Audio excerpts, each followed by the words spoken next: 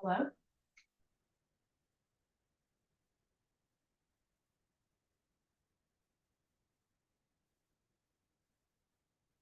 Just Harriet or Dietrich, anyone on the line, can you guys hear us?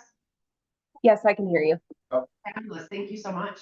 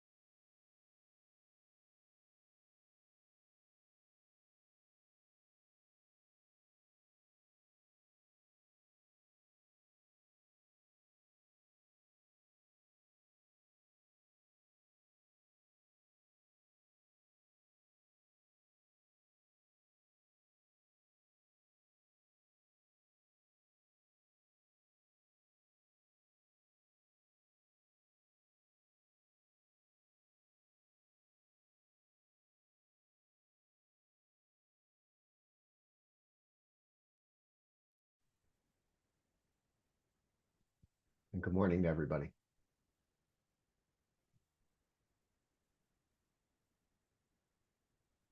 Can everybody hear me okay? Yes. Okay. Miss Wiesenthal, are you ready to go? Yes. And Miss Federico? Yes, I am. Great, thank you. We are on the record in the Colorado Public Utilities Commission's proceeding number 24A-0560E. My name is Connor Farley. I am the administrative law judge assigned to this proceeding. It is approximately 9:01 a.m. on April 22nd, 2025, and this technical conference is being webcast. This technical conference was originally scheduled in decision number R25-0245-I dated April 2nd, 2025, and then was vacated and rescheduled in decision number R25-0264-I dated April 8th, 2025. I will take appearances now, starting with Public Service Company of Colorado. Good morning, Your Honor. This is Caitlin Shields, counsel for Public Service Company of Colorado. With me is Chris Irby and Lauren Caliendo, also counsel. Today we have a number of representatives from Public Service who we'd be happy to introduce now or wait until the Caitlin, I'm sorry, but you're really having a weird echo. I mean, I think it's where you are in the room. I'm not sure. Oh, okay. Yeah. Let me I kind of lost you there. Council, today we have a number of representatives. Is that I better? think That is better. Okay. How great. about for you, Thank- Miss Wiesenthal? Is that better? that's better. Thank you. You start out from, we have a number of Yes, so council today, myself, Chris Irby, and Lauren Caliendo are here. We have a number of representatives from the Excel regulatory team, transmission team. We have who I believe are all on camera right now. I'm happy to introduce them, or once we begin the content of the technical conference, Mr. Pascucci is prepared to introduce those participants. Why don't you go ahead and introduce them now, please? Okay. Mike, do you want to perhaps begin and kick off introductions? Sure. Thanks, Caitlin. Good morning, Your Honor. My name is Mike Pascucci. I'm Director of Regulatory Policy for Public Service Company of Colorado. Joining me today are Steve Martz, our Vice President of Integrated Resource Planning, Jason Standing, our Director of Transmission Planning, and Omar Urquidez, who is a consultant supporting our project for 1898. One note I would make today is not joining us is Gilbert Flores and Andrew Siebenaller, both of whom have participated in this case prior to today, but are no longer with the company. So going forward, Mr. Standing will be adopting what was filed as Mr. Siebenaller's direct testimony, and Mr. Flores, I believe, had the supplemental direct testimony, and Mr. Standing will be adopting both of those. Okay, thank you for that, and welcome to all of you. I did find it kind of interesting, frankly, that I think Mr. Flores, his supplemental testimony was filed like mid-March. I want to say March 16th, and it seems like he left public service a couple weeks later, sometime within that time frame. Do I have that right? Yes, that's correct. He left not long after filing the supplemental direct testimony. Okay. All right. Well, and so Mr. Standing is adopting Mr. Flores's supplemental testimony. I think I heard you said. Did I get that correct? Yeah. Yes, that's correct. And I believe we'll need to file the appropriate motions or notices to do that at the appropriate time, and certainly work with our legal counsel to make sure that's in place. understood. And one other question, and this doesn't have to be for you, Mr. Pascucci, I'm putting you on the spot. But I also noted that I think Ms. Jackson has also left public service, and she filed testimony in this proceeding as well. So I'm assuming that somebody will be adopting her testimony as well. That's correct, yes. Mr. Martz will be adopting that testimony as I think I mentioned earlier, our Vice President of Integrated System Planning. And I thought that would be the case based on the title. So thank you for all that. Welcome to all of you, and thanks for being here. I appreciate it very much. Let me move on with appearances, and we'll turn to staff next. If there is anybody here on behalf of staff, maybe there is not. Okay, not hearing anybody. Let's move to UCA. Good morning, Your Honor. Can you hear me all right? I can, thank you. This is Patrick Wittershine of the Attorney General's Office on behalf of the Utility Consumer Advocate. I'm joined by my co-counsel, Tom Dixon. He is observing via YouTube, but he's available. And a representative from UCA, Chris Neal, is also on this Zoom call. Okay, thank you very much. And let me turn next to Tri-State Generation and Transmission Association, Inc.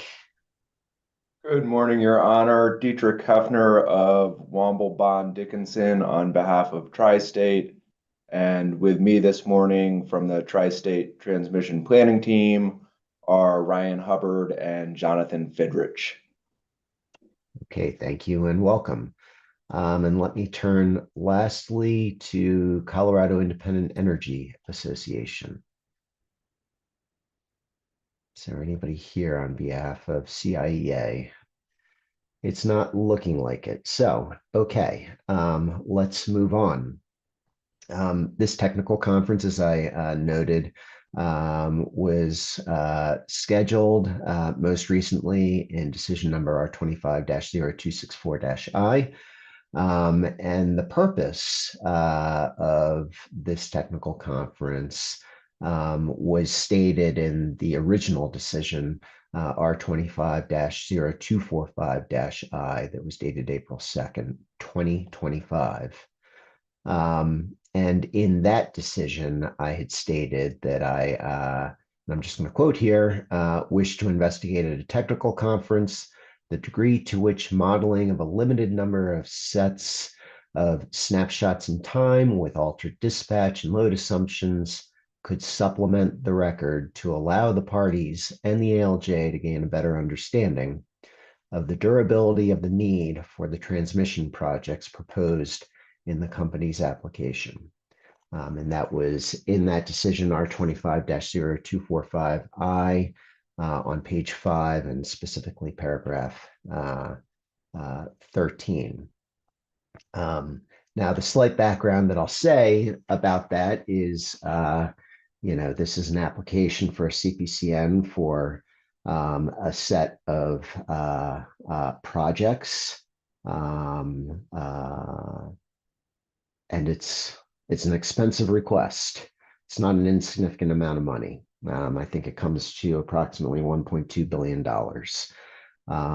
And that follows a series of other projects that have been approved by the commission for high value as well, lots of money. And those costs, of course, are planned to be passed along to public services ratepayers.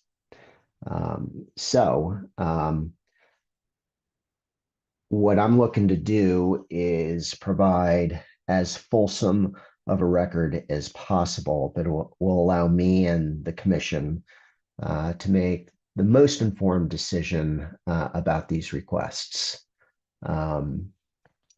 So that we're as certain as we can be that they are immediately necessary and the costs must be incurred.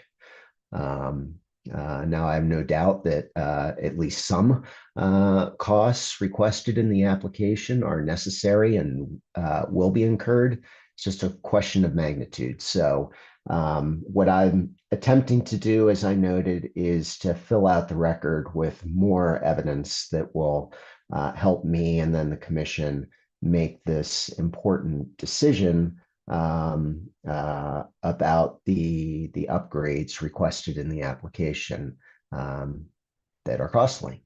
So what I'm going to do here today, primarily, and this is going to be an exercise in allowing me, and there's an advisor in this technical conference as well, Dan Greenberg. He's the principal advisor at the commission who's helping me with this proceeding. But so the purpose of this is to help us understand a little bit more, at least a little bit more, about the capabilities of public service in providing the information that we've requested.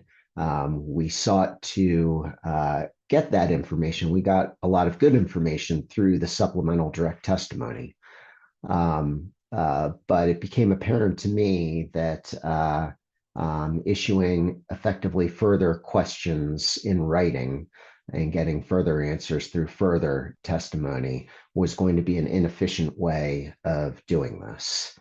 So that's the reason why I called this technical conference, to allow us to just have a conversation with the subject matter experts in public service to understand better the capabilities of the systems used by public service to produce the information that we've requested.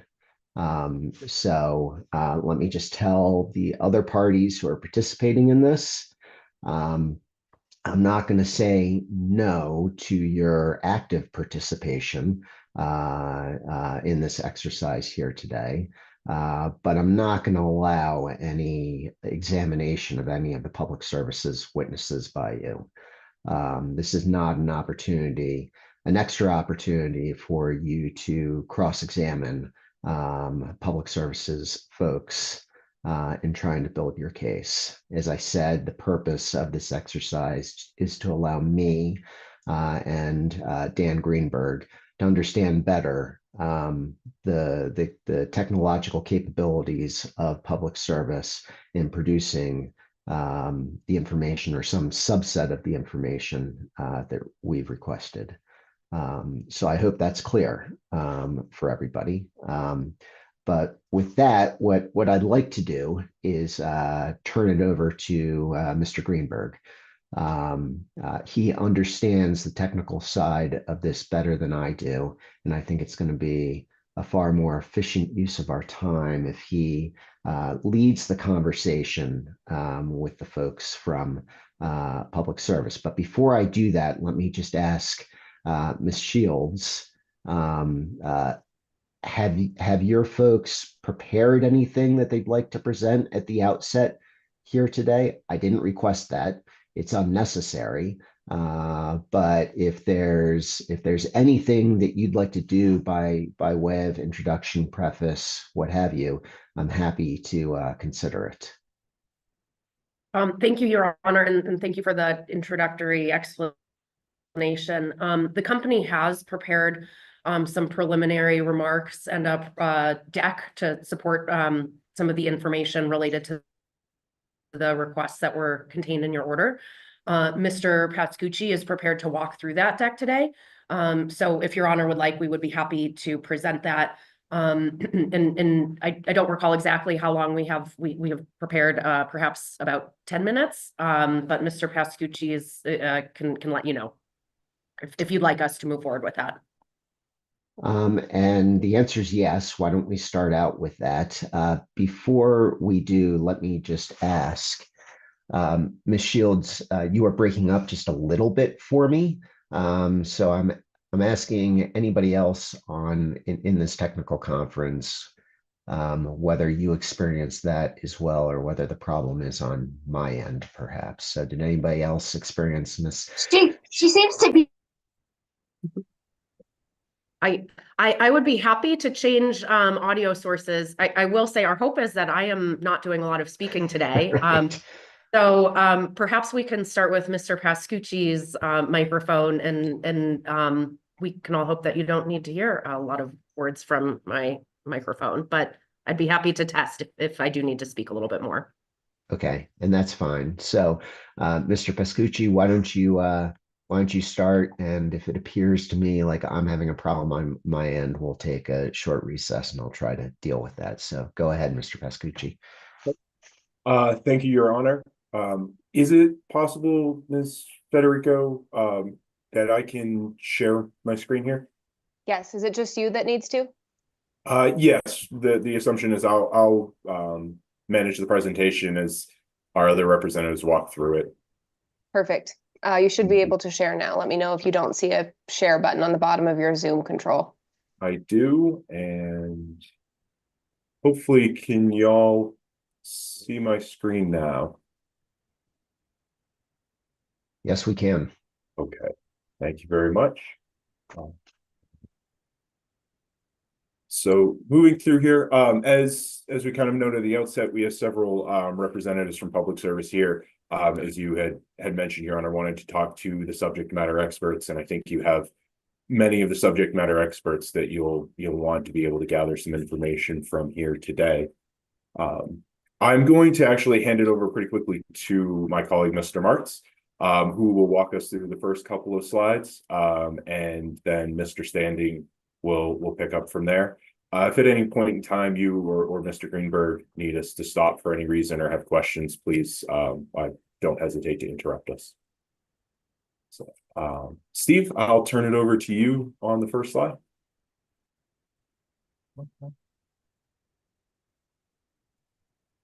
Mr. Martz, at least I am having a hard time hearing you. Yeah, I was going to say, Steve, I couldn't hear you either.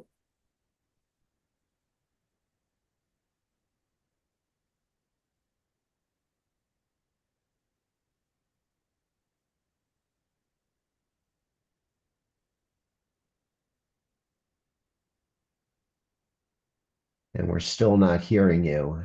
And it does not look to me like you're muted, at least not through Zoom. It almost looks like his audio isn't connected because I'm not seeing any of the audio buttons for him on my end either. Huh.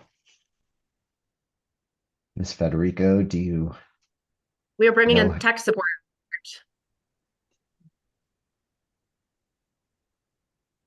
And I'm not sure how to correct that.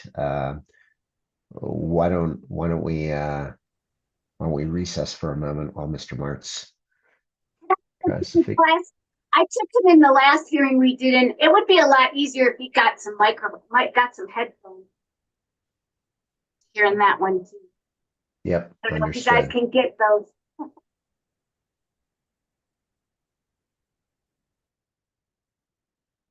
So, Ms. Federico, are you seeing any of the audio functionality on? Yeah, Now it looks like he's muted, so I can do a. There we go. Any better? that is better. We can hear you now. Wonderful. So let me know when you're ready, and let's just go back on the record. All right. Thank you, Judge Farley. I think we should be good to go now. So, sorry, one moment here. We're getting an echo on my end, and our tech support's just fixing that.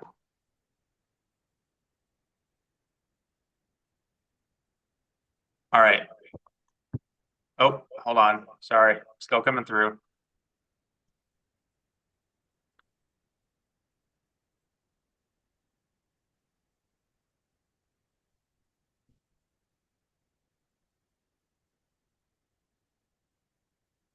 All right, trying that again. There we go. And can you still hear me, Judge Farley? Yes, I can. All right, wonderful. Thank you very much. So we'll use our time economically here to work through our prepared materials. We've got about 9 slides, really 8, and they just kind of provide a framing of how we approached the case and how we performed our analysis, given that was kind of the orientation, the questions from Mr. Greenberg and yourself to prepare for the technical conference. Just quick background on me and my role at the company. I serve in the role of Vice President of Integrated System Planning. And what that means is I manage and direct the teams that do our resource plans as well as our transmission, distribution, and natural gas system plans. So I have broad responsibility over everything from like our electric resource plans to our clean heat plan to our gas infrastructure plan, our distribution system plan, and things like that. So a lot of this integration of system infrastructure and forecasting, how we're planning, how we're optimizing, falls within my organization. So just thought that those would be helpful remarks. And it's also why I'm picking up Ms. Jackson's testimony as well going forward. So on the slide here, just wanted to provide a visual on how we see the Clean Energy Plan or the most recent Electric Resource Plan, as well as the Denver Metro CPCNs coming together. I'd say thematically, the main point that we want to hit on is the generation and the transmission projects work together as a portfolio rather than a menu of options. And so I hope what we can explore today with you all and what comes out through the dialogue is that, you know, these things do not work in kind of like a binary sense of like, you know, we can just kind of pick this project and ignore these projects based on the dispatch of generation resources coming out of the Clean Energy Plan. We have to look at the totality of those portfolios to assess the transmission upgrades that we need in order to allow load to be met, as well as energy to flow from the generation resources. So what did the Clean Energy Plan give us? It approves new generation resources across the spectrum of portfolios. And I think we provided that dialogue in our CPCN testimony, where we kind of talk about, you know, the initial preferred plan that was filed, the course of events that kind of led us to the approved portfolio. Certainly, you know, generation changes do cause transmission changes. We are moving forward with those resources, whether it's company self-build projects or IPP developed projects, so PPA or company-owned projects, those are moving forward. And we do need transmission network upgrades in order to fully deliver the benefits of that Clean Energy Plan portfolio, including the system costs, as well as the carbon emissions reductions that we're expecting coming out of the Clean Energy Plan. The Denver Metro CPCN, what we endeavor to do with that is provide a system analysis, which is really an evolution from the initial conceptual level transmission analysis that we did as part of the resource plan. So it's kind of like it's a matter of maturity, you know, given the regulatory timelines that we have available to us as part of the ERP process. There's only so much transmission analysis we can do. And it's also based on that initial portfolio. As we discussed in the CPCN, as things move forward and they change, right? Generators fall off, new information comes to light in terms of, you know, deliverability or, you know, the exact size of generation. We then update that analysis, and that's what the CPCN presents here. And it also represents the point in time in which we kind of bring on or develop a more fulsome reliability analysis consistent with NERC and WEC planning criteria. And it's also the process by which we work with our peer transmission owners, utilities, and other stakeholders through our 890 process to review the CPCN projects that we've identified and assess if there's other relevant information in terms of how we're thinking about our network upgrades. The last thing I'll say on this slide is, given the interplay of the Clean Energy Plan and the generation resources coming online, as well as the transmission upgrades that we need to deliver that power, there's a major temporal aspect to this case, and time is of the essence. We have new generation coming online as soon as the end of this year. That's only a handful of projects. The majority of generation starts coming online in 26, when I believe the high water mark, if you will, in terms of new generation is 2027. Given the construction timelines for transmission network upgrades, our view is that we need to move quickly and efficiently forward with these network upgrades in order to deliver all of the generation identified in the Clean Energy Plan. So let's go to the next slide, please, Mike. It was a little bit more on how we approached it, and you can find the same visual in Ms. Jackson's testimony. I thought it was relevant here today, just kind of given the thematic features of what we're talking about with the CPCN. What the graphic really depicts is this issue, I'll call it, of the Denver Metro constraint relative to the rest of the state, as well as relative to the rest of the system. So it's kind of, call it opaque, and it's it's in the background, if you will, but if you kind of see the lines there, you can see some rudimentary highways and county lines. But if you look at the purple, the kind of pink, the orange, green, etc., that's our actual transmission system, which includes the voltages as well as the substations. And then what the overlay is, the red, yellow, green, that's I'll call it the visual representation of renewable resource zones or other parts of the state relative to the Denver metro constraint. As fellow Coloradans, I think we can all kind of generally appreciate, the vast majority of the state population resides within the Denver metro area. That's ultimately the load pocket that we're trying to serve. And due to the transmission topology, meaning the capacity inside the Denver metro constraint versus outside of it, the challenge that we see, as well as a lot of the theme of this case, is that we need to develop transmission network upgrades that can bring the power into the city, into that load pocket, as well as move that power around the city in order to ably serve load.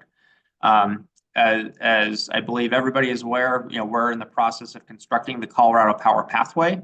That's a 500+ mile long line that is going to harvest renewable resources on the Eastern Plains and bring that into the Denver metro area. This is going to be an ongoing challenge as we think about how the system is changing. Mr. Standing's going to talk about that on the next slide. But the way I kind of see it working is kind of like phase one of this was really kind of building that line to harvest all those renewable resources. It's kind of like phase 2 and 3 is coming up with the network upgrades that can take the power that's being delivered to the city gate, right? So just outside the Denver metro area, and then bringing that around the load pocket. The CEP was unprecedented in its size, given the load growth that we've experienced, as well as the nature of renewables on our system. That portfolio seeks to deliver 5.5 gigawatts of resources. And the majority of those are located in the red area on the map. The reason for that is developers have an incentive to locate here. It's lower production costs. Similarly, I believe in testimony, we provide a representation of sustained wind speeds and solar availability and things like that. And generally, the correlation that you see is the Eastern Plains provide the best resources. So what that in turn does is it lowers overall production costs for those resources. And so this case is really about getting that power delivered throughout the metro area. And so we kind of looked at this from like three dimensions. Impacts to the existing transmission network resulting from the ERP. So again, we cannot look at the CEP in a black box, right? We have to bolt this on to the existing transmission and bulk system. We also have to assess the operational feasibility of the approved portfolio, and we're prepared to talk about that in detail. But we need to deliver that across multiple system conditions, which includes not just peak summer, but also renewable droughts that we've seen, as well as forced outages on various thermal generators throughout the state. And then we also need to ensure that this is all done in compliance with both NERC and WEC planning criteria. So with that, I'll ask Mr. Standing to take us forward on to the next slide. Thank you, Steve. Thank you, Your Honor. So I'm going to talk a little bit about how the evolution of the PSCO and the Denver transmission system has kind of grown up. Obviously, it's similar to a lot of other metros, that it was developed around a centralized generation and load development. You needed limited amount of transmission because the generation was located so close to the load centers. And as Denver continued to grow and, the population moved out, it continued to expand in kind of the hub and spoke model that you kind of see today. So the challenge is, as we're shifting and retiring some of that base load coal units, primarily around the Denver metro area, which is the largest load pocket, we're having to modify how the existing transmission system was originally developed, over the 60, 70, 100 years of its existence. And as Steve had pointed out on the previous slide, the bulk of the renewables are obviously outstate from your load center. So as we're studying these systems, it's basically you're having to pick up that generation, and now you're going to have to deliver it remotely from 100, 150 miles away. So one of the things that Steve had mentioned in the previous slide was the development of the Pathway project, which I also view as a backbone style project. Those are the things that help shore up your system. And now we're challenged with making the renewable generations on the outskirts deliverable to the load centers in Denver. And that is a challenge that's kind of presented before us here, that again, the system was developed to go in and out. Now we have to bring it out and in. And so that's kind of our challenge that's kind of been laid before us. Mike, next slide. And if you have any questions, please feel free to interrupt me at any time. That's fine.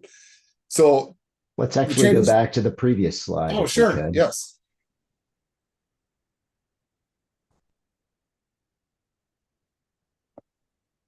So the graphics down at the bottom, which look like atoms. A little bit.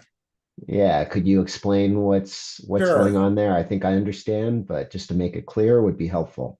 Sure. So on the left is kind of the centralized, the way things are, the centralized generation that was delivered to the load set, pockets outside of the wherever the generation was, obviously in downtown Denver, the Cherokee, those areas. And now we're shifting to the kind of the right picture, where the generation now has to in turn be delivered back to the load center from the remote areas. It was just a simplified graphic of it. Got it. All right, I understand. We can move Sure. on. Okay. Thank you. You're welcome. Next slide, Mike.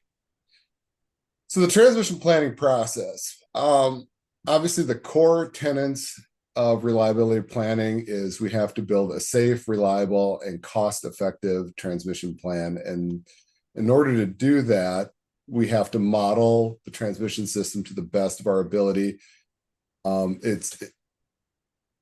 We model it so it literally mimics the physics of the system on any given day. So we build out this huge transmission plan profile, basically model, and then we start to evaluate different scenarios depending on what we see, whether it's peak, high transfers, low transfers, no generation, high wind. Those are the kinds of things. And one of the things we kind of discussed, and I know was kind of questioned here, is we take snapshots in time.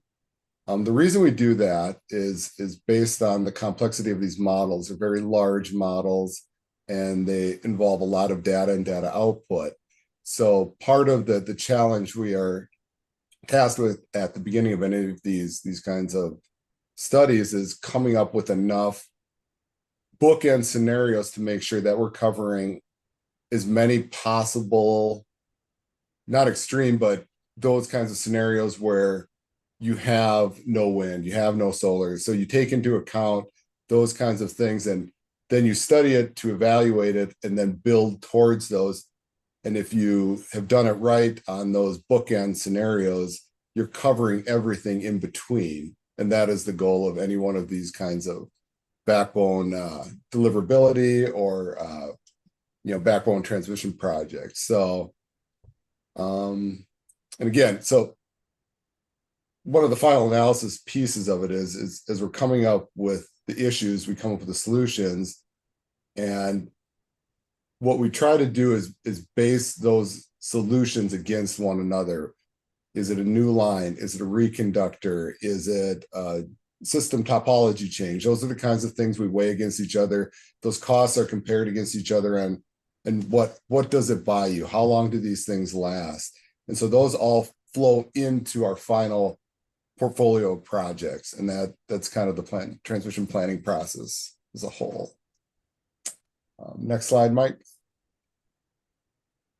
So as I say, so reliability planning, that is a more prescriptive style planning. Obviously, we are under NERC standards for TPL. That is the annual assessment that we have to study. But as we're taking into account any of these kinds of deliverability, load serving, T2T transmission studies, we have to keep in mind that we are,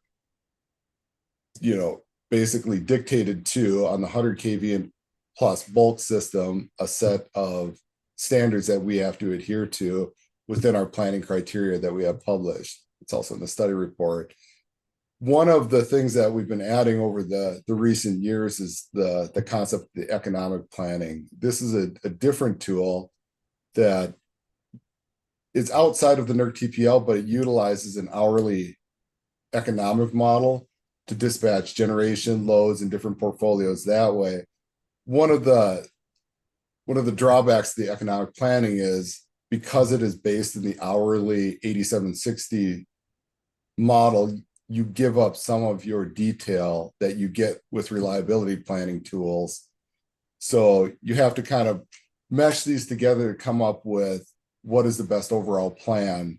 And the purpose of the economic planning is to supplement the reliability planning. So it'll give you just that extra look into, does this plan make sense? Does this help from an economic standpoint? Does this help our adjusted production costs? Those are the things that we all factor in. When you Next. say, does it make Sure. sense from an economic standpoint? What do you mean? If you can add detail there, that'd be helpful. Sure. So as we're looking at any kind of plan, say, you pick, we'll use this one as an example, and we're shipping in power from the east, and you notice a series of overloads across the system for that particular scenario. There are a couple of ways you can obviously fix it. You can move the generation. That's a possibility. You can try to fix the existing facilities. That's an option. You can add greenfield facilities as an option as well. You can possibly use an operating guide depending on how complicated it gets.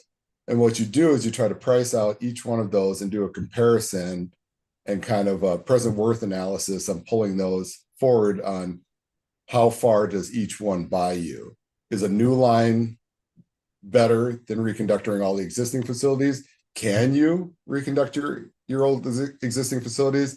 We look at the concept of constructability, and obviously the type of area you're in. Is it densely populated? These are the factors that go into that cost consideration, and through that's where we develop the plan that we think is the most cost beneficial from an impact, constructability, and operability standpoint. Hopefully I wasn't too complicated there. No, you're not. You're being very helpful, and you are generalizing. I know. I'm sure there's a lot more specifics you can give me, but in the economic analysis, I mean, do you take into consideration affordability for ratepayers as well? So as part of my, the transmission planning world, we just develop the cost. The rates usually get worked out in a different department. Yep. I'm sure we can get you that answer, but Steve came back on, so I'm sure he'll answer. Yeah, one Go second. ahead, Mr. Martz. Thank you, Your Honor. I'd say it is certainly part of what goes into our general assessment of the impact of capital projects on our rates for our customers. I would just note that it's not a specific outcome of the models and tools that we use. So you wouldn't, feed something like an economic system model, a transmission topology, a set of profiles for generation dispatch, and then say, okay, optimize for me the lowest cost for our customers, because there's more than just the capital cost that drives customers' rates. There's also fuel. There's also production tax credits. And so, my view is that that's really kind of what you get out of economic planning, is a balancing of those kinds of different factors across a wide swath of the system. But it also requires a pretty deep understanding of the various generators as well as the topology on the system. So I hope that is responsive to your question. It's not a direct outcome.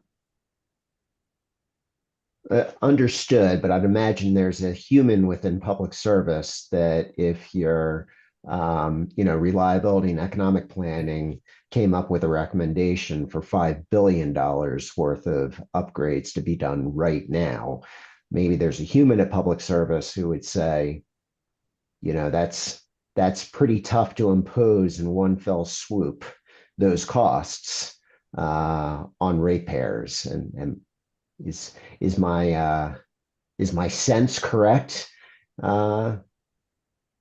That, public service is basically balancing this to some degree against what ratepayers can incur in terms of increase in rates at one time, or maybe over 3 to 5 years. Sure. So I think that's a fair intuition. I was just denoting that it's not a direct outcome of the model, because I think that's been part of what we've heard through dialogue as part of this case, is that an economic model in and of itself just produces that. You're right. That is I'll call it a brute force, very human driven, to use your word, process that we use to kind of balance impact to customers. I'd say it's very dynamic though. It's not just driven by capital, because again, the point of economic planning is you could possibly see the need for certain projects where you could see offsetting fuel costs or offsetting dispatch costs, which can kind of pay for some of that as well. So that's why, to your point, you kind of have to rely on a set of analyses, driven through our planning as well as our regulatory teams to assess, what the impacts are to our ratepayers. And then, through our judgment, assess, what do we think is a reasonable cost in terms of ratepayer impact. Understood. And the overlay on all this, of course, is SB 19-236, which imposes requirements on public service as well in terms of emissions reductions. So I'm not losing Correct. sight of that. So you have to comply with that. I understand. And if there's a cost, and there is a cost attached to that, then that's what the General Assembly has basically decided. But if there's wiggle room, in other words, under the law, you could do less and satisfy your legal obligations. What I hear you saying, I think, is that public services is balancing this. In other words, it's not building the best system possible to accommodate, all the generation that's going to be coming online over the next 3 to 5 years as a result of the ERP. There are folks who are looking at this and balancing affordability for ratepayers as well. So if you could do less and still comply with the law, what your legal obligations are, there's at least somebody in public service who's looking at that and considering that as a factor. Is my intuition correct, Mr. Martz? Yes, I'd agree with your assessment, Judge. Okay. All right. So I interrupted. Please go ahead. Oh, no, I'm sorry to interrupt you, Your Honor. I was thinking of one piece that I might add on to what Mr. Mark said in your questioning of the intuition that there is someone looking at this. And I believe it's carried primarily in Mr. Klinnert's testimony, but he discusses our cost estimation process and our governance process in his testimony. And that is, I think, in some ways responsive to your question is, are there folks looking at it? And this goes through any transmission plan, and then the design engineering cost estimation goes through several rounds of internal governance where these questions are asked of, have we evaluated all the alternatives? Have we looked at least cost solutions? And those questions are serious and pushed because there is a focus. We hear it from the commission. It's embedded in our principles that we do want to minimize the cost to our customers. We're not looking for the most expensive options. And so in thinking about that, there is certainly a consideration of what's the cost to customer? What are we asking them to do? And then also reflecting as well on what we hear from the commission in their regular, whether it's deliberations or orders. But specific to this, when I think of things that came out of the Clean Energy Plan, the commission actually shrunk our preferred portfolio down based on cost. And some of the things that they focused primarily on that I recall them discussing was there was a lower curtailment estimation in that smaller portfolio, but a similar emissions reduction. And I think that feeds into as well. Our thought is the commission, I think, rightfully sees that curtailments, the lower you are, there can be cost savings associated with that. And that was another kind of cost consideration that I think Mr. Martz is alluding to as well, is if we can reduce the likelihood of transmission related curtailments on our system, that helps keep costs low, whether it's avoiding incremental fuel costs or avoiding the kind of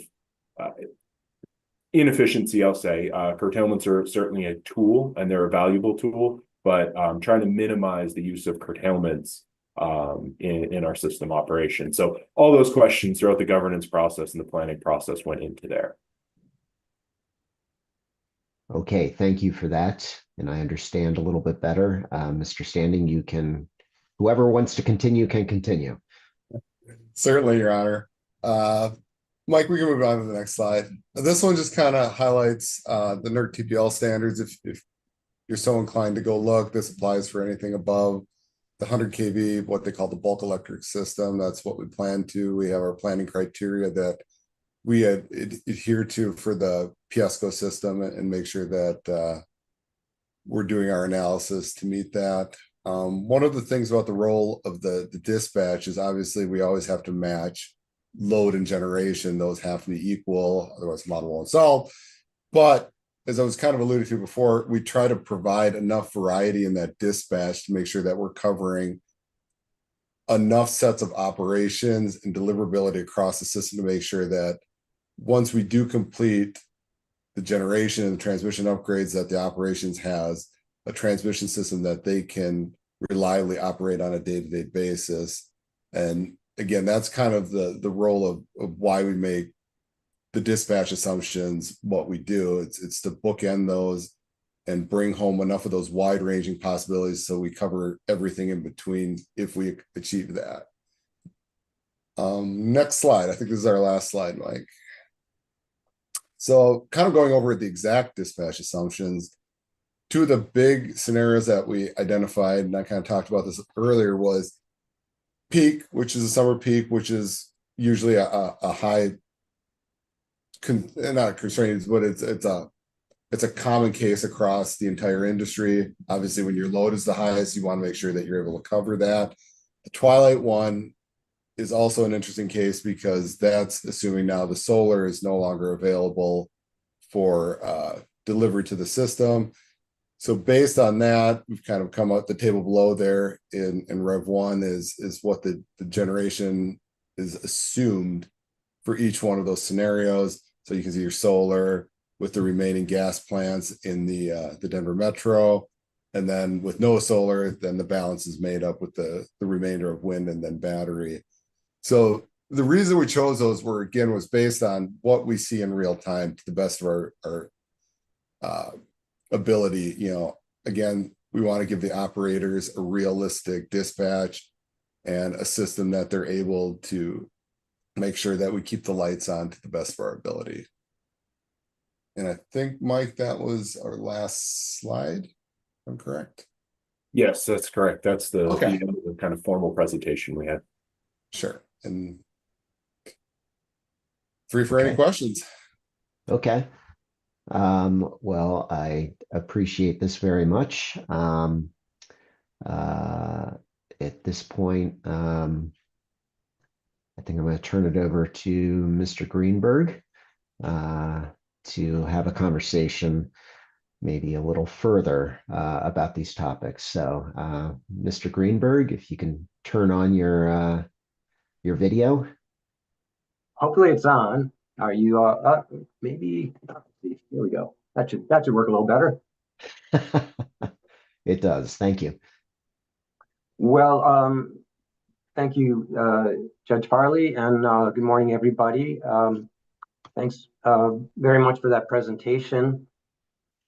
Just to set expectations, I think somewhere around 10 or 12 questions. My guess is, depending on the length and depth of your answers, I would expect somewhere between 60 and 90 minutes to get through these, but perhaps it'll go faster. We'll see. So our first question: in the decision that established this technical session, ALJ Farley stated his understanding that the modeling presented in the company's direct case dispatches the thermal generation units in the Denver metro area at levels that are collectively about 1.4 gigawatts less than their net dependable summer capacities, that no power is assumed to be dispatched from the Fort Lupton and Valmont combustion turbines, and that no power is dispatched from energy storage in the daytime peak case. I'm not asking here about the motivation for that. I'm just asking about the veracity that that understanding. So the question is, did the ALJ interpret the model incorrectly? And if that's incorrect, please explain why that's incorrect. Thank you, Dan. Let me make sure I get your question right. I know that the remaining gas units in Denver were dispatched at about their minimum capability. And are you also questioning why in that scenario for the peak, we didn't also include storage at 100%? Did I get that right? Yeah, I don't recall the table. You just had it up a few minutes ago. I don't really think we need to put it back up, but No. I believe storage was not utilized at all for the daytime. Correct. Yes, that is correct. Okay. What is involved in modeling the removal of these limits so that these thermal units and storage balance load and wind power is curtailed instead of the approach described in the system impact study for a specific set of hours? Here, I think what we're trying to understand is what are the activities that the company would have to do to actually modify those assumptions in the modeling? So I think to your question is it another scenario other than the two that were described in this presentation? And it's not difficult to model that. It's just running additional analysis and coming up with the results. Again, it's not difficult to model. It just will take a little bit more time to run those. If your question is just on how we actually model it. Yeah. Okay. And I have a practical follow-up, which is how long would it take? That's where I was going to. Sorry, Mr. Greenberg. No, fine. I do apologize. I am picking this up from Gilbert. So I assume we have the models for this. It would just be a matter of understanding specifically what scenario and dispatch we need, making the model changes, letting it run. I don't think it would take any more than 2 to 3 weeks to complete. Again, depending on how many you want to do, each scenario adds, modeling, modification, and runtime. So, assuming we have all of this stuff ready to go and are clear on the scenarios that we need to run, it's probably a 2 to 3 week process. And Jason, I'd suggest that part of that process, Mr. Greenberg and your honors, we'd need to calibrate with our commercial operations desk as well to align on any input assumptions that would be required to go into a change in that generation dispatch. There's other market limitations in terms of how we'd construct that. So we'd have to be thoughtful on kind of developing the inputs for that. Could you briefly talk about what those market inputs are? Sorry, it sounds like you're suggesting there's limitations to your ability to dispatch thermal units in the Denver metro area and having to do with markets. So I appreciate understanding that better. Sure, it's a little challenging to be responsive, right? Because we don't have like a full, fully defined, proposal that you're suggesting, Mr. Greenberg. But we'd have to take into account, things like fuel availability, planned outages, transmission system constraints due to capital construction and things like that. So beyond that, we'd also have to align with other market participants like Tri-State, and others like that in terms of what's available on the system to be able to flesh out, the feasibility of an alternative dispatch scenario. Okay, that's helpful. Thank you. I wanted to ask a question or two about, about the duration of overloads that are presented in attachment AWS-1. What modeling, if any, has the company done to determine whether the thermal overloads shown in Appendix B to the impact study continue to exist at lower levels of demand? To my knowledge, we have not done any additional analysis at reduced loads to determine the duration of the overloads. Okay. All right. So really, we're looking at the specific scenarios, peak and the twilight scenarios, and seeing what happens at those snapshots in time. Correct. So I guess a question similar to one we asked earlier. How long would it take to make the revisions necessary to model transmission overloads using the same dispatch assumptions used in the transmission system impact study, i.e., all the thermal generators are curtailed to their, at or near their minimum. I think Comanche was not at its minimum, but anyway, you're using those same assumptions that were used in the study, but using a load level that's further down on the load duration curve, i.e., just picking the 100th load hour, for example. Yeah, depending on what load level we want to look at, again, you have to set redispatch your whole system. And as Mr. Martz had brought up too, we have to, consult with a bunch of other groups to make sure that we have the generation dispatch right. Again, if we have a new load level that we're looking at, it's just a matter of resetting, like I said before, a different set of scenarios. It's a 2 to 3 week once we set the scenario and we're comfortable with the amount of input assumptions. In the company's supplemental direct, the company suggests that increasing the loading of the thermal generators in the Denver metro area would increase carbon emissions and impair the company's ability to achieve its mandated emission reductions, which is understandable. Has the company investigated the trade-off between increased emissions and the potential for reduced need for transmission investment if increased utilization of Denver metro thermal units can mitigate some or many of the thermal overloads that your study identifies? Have you looked at that trade-off between additional emissions and lower transmission investment? Not to my knowledge, we have not looked at that trade-off. I don't know if Mr. Martz has a different answer. Yeah, not specifically, Mr. Greenberg. However, I'd note that in Ms. Jackson's testimony, we offer a dialogue on a counterflow analysis that we conducted, where we took a set of generic resources, so not specific to our not specific to our existing thermal fleet, but basically we did a balanced reliability analysis where we looked at a generic set of resources within the metro, balancing against resources outside the metro, and the result that we came up with is a need for 2 gigawatts of thermal generation that could run and provide counterflow. And if you kind of compare that to the available existing generation, it's not a far leap of logic to conclude that that type of generation is not available within the Denver metro. So it's hard to say that it would wholesale just remove all of this. On a day-to-day kind of basis, there might be some system optimization, but our view is that it wouldn't wholesale remove the needs for these Denver metro network upgrades. Okay, thank you. If I recall correctly, do you remember the magnitude of the capacity, the capacity that was assumed in that study? It's been a while since I've looked at that specifically. We'd have to return detail to you on that, Mr. Greenberg. Apologize, but happy to provide that as a follow-up. Well, it's in the testimony, so I can find that.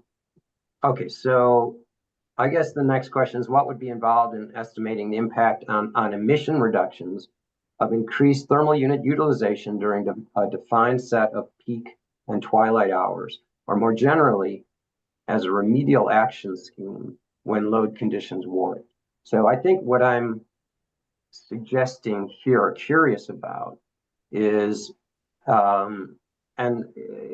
whether the company could adopt a remedial action scheme where during load hours, where it appears that the conditions are ripe for overload, such as are identified in the appendix to AWS 1,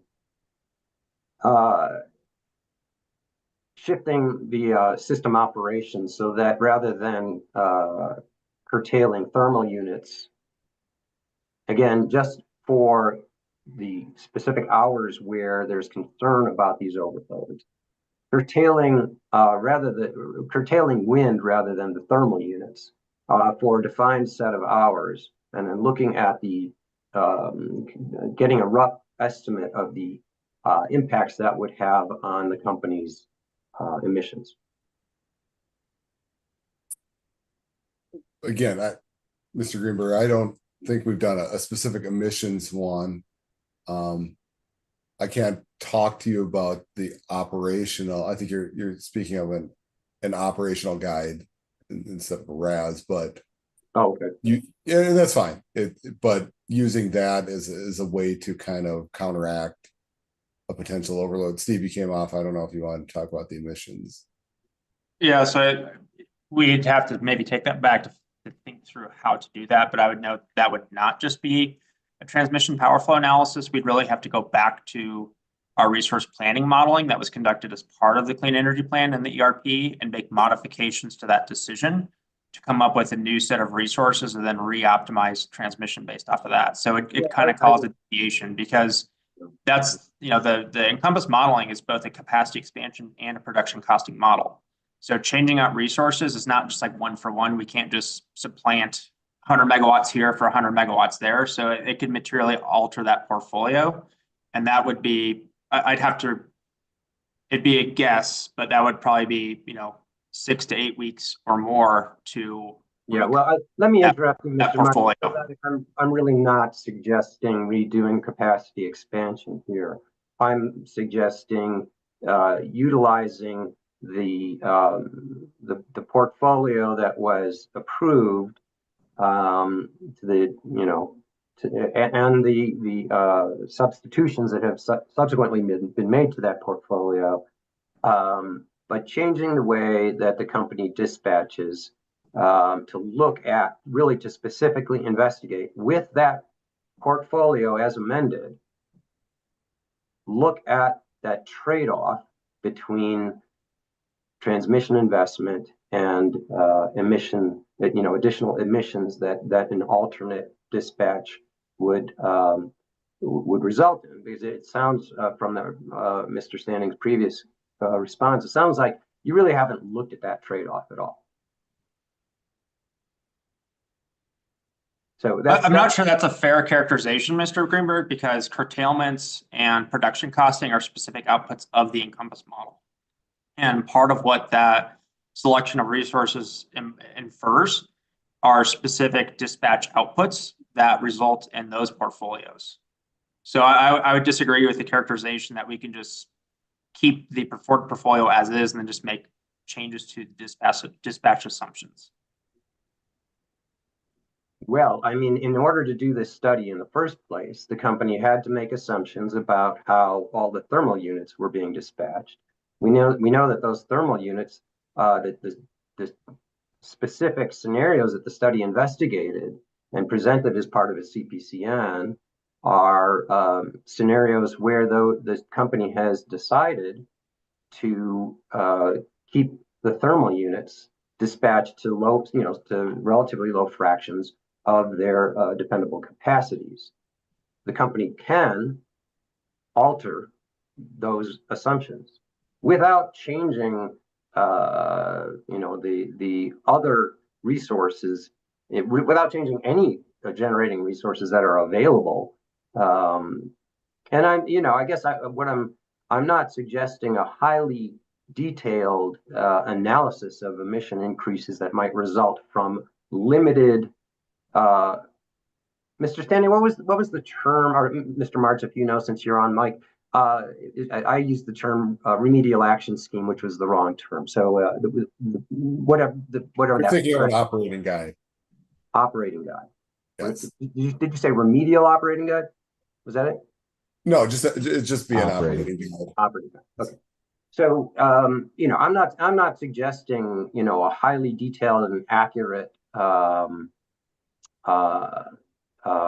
estimate, but kind of a rough approximation of what would the impact on overall emissions be. And obviously we want to look at it on a relative basis. What percentage increase would that cause, and to what degree? And we would have to agree, or not.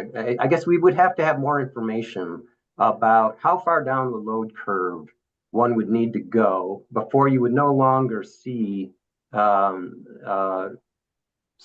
or all of the overloads that are part of the record in this case.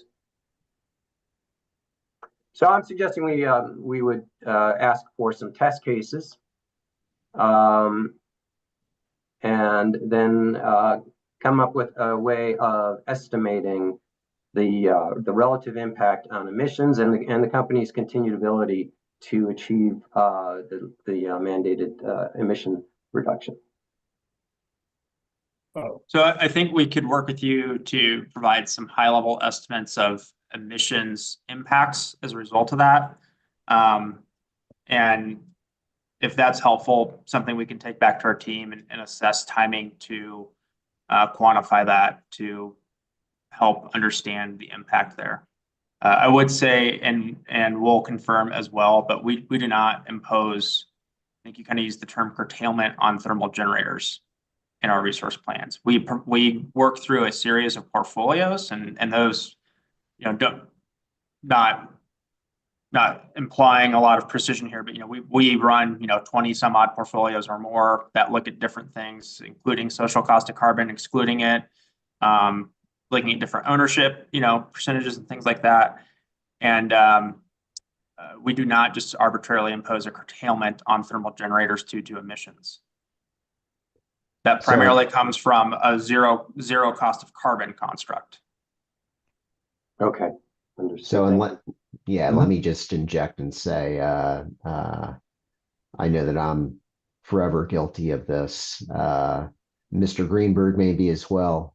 We're not implying anything by the language that we're using. And we, it's probably just ignorance about the precise language that public service uses, maybe the industry uses.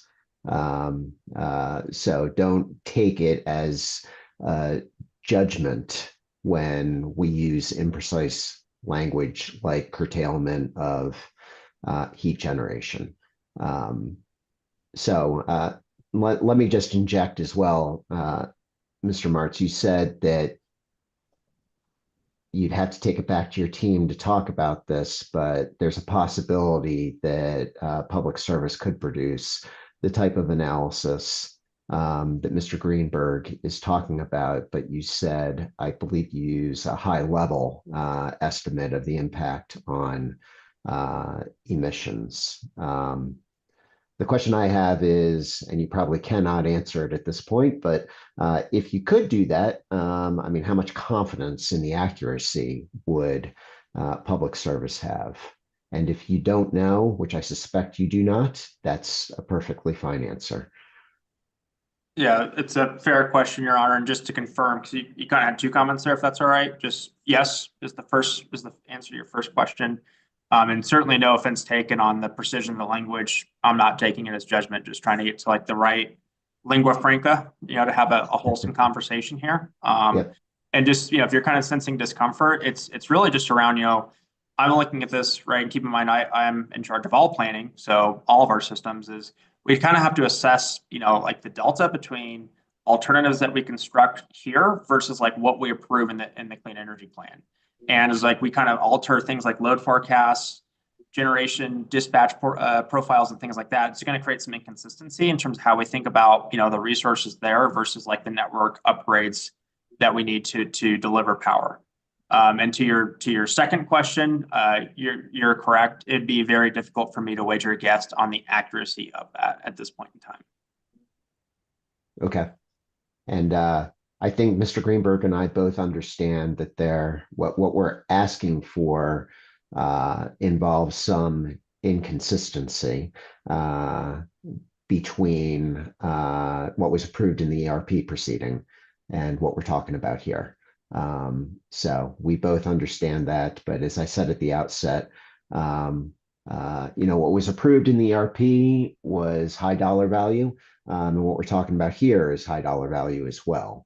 So I'm just going to be frank. I mean, my concern, I have concerns just about affordability for Colorado ratepayers over any term, but particularly the short term. So I think that's what's motivating in large part the discussion that we're having right now. So with that, Mr. Greenberg, I'll turn back to you. Okay, thanks. It may be for this next question, if necessary, we could bring up here Mr. Siebenaller's testimony in the attachment AWS-1, which I've been referring to, that shows all the overloads. But let's hold off on that, and if it's necessary, we'll bring that up. But I think you all are probably very well familiar with that. So in the Appendix B of attachment AWS-1 as revised, because the first version didn't have the appendix, the company included power flow modeling results that indicate that many overloads will occur under peak and twilight conditions as soon as this summer. So my first question about this is, so, Appendix B shows a lot of numbers for each transmission circuit, or for a lot of transmission circuits in the Denver metro area, and presents numbers that are either green, yellow, or red. And the green ones look like they're all, I forget what that, they're all at some, they have a good margin before they get to 100. The red ones are all over 100, and yellow is, I think, where you're pushing 100%. So my first question on this is, what do the numbers in Appendix B indicate? Are these percentages of rated capacity, or are they percentages of some lower capacity that the company uses as kind of a benchmark, perhaps? Yeah. I'll take that one. Thank you for the question, Mr. Greenberg. You've got it right. So the green is good, red is bad, yellow is approaching 100, and that percentage is based off of our rate A. That goes into our models, and that is our normal system rating. So you kind of get a pre-mitigation, post-mitigation, it's a compare and contrast, after all the projects that have been completed. So okay, all right. And so then it is actually the full rated capacities. It's a percentage of full rated capacities of those assets. Okay. Yes. Okay. So, Mr. Standing, are you generally familiar with the schedules for completion of the projects proposed in this proceeding that are shown in attachments NGK2 and NGK5 of Mr. Kleiner's testimony? Those just show kind of the progression of each project and when each stage of each project is likely to be completed. Are you generally familiar with those? I am not. I do apologize. Okay, well, we can bring them up if necessary, but before we go there, do you agree that they show the earliest of these proposed projects would be placed into service in the spring of 2027, and that most of these projects would be completed, put into service considerably after that? Sounds right. Yes. Okay. So the thing that one thing I'm confused about in this regard is that there are pre and post mitigation values shown in attachment AWS-1 Appendix B as soon as this summer, right? Starting in 2025. We see that there are many circuits that are exceeding 100%, but the post mitigation is they're below that, right? They're in the green. Yes. So if the overloads shown in that appendix are modeled to occur this summer, how does the company plan on addressing them prior to the completion of the transmission projects that are proposed in the CPCN? Certainly, Mr. Greenberg. This will be handled through our operations group. They handle the day-to-day operations of the system. So during the construction process, depending on lines that are in and out, they will monitor the system and make adjustments as needed to make sure that all lines are kept within their tolerances.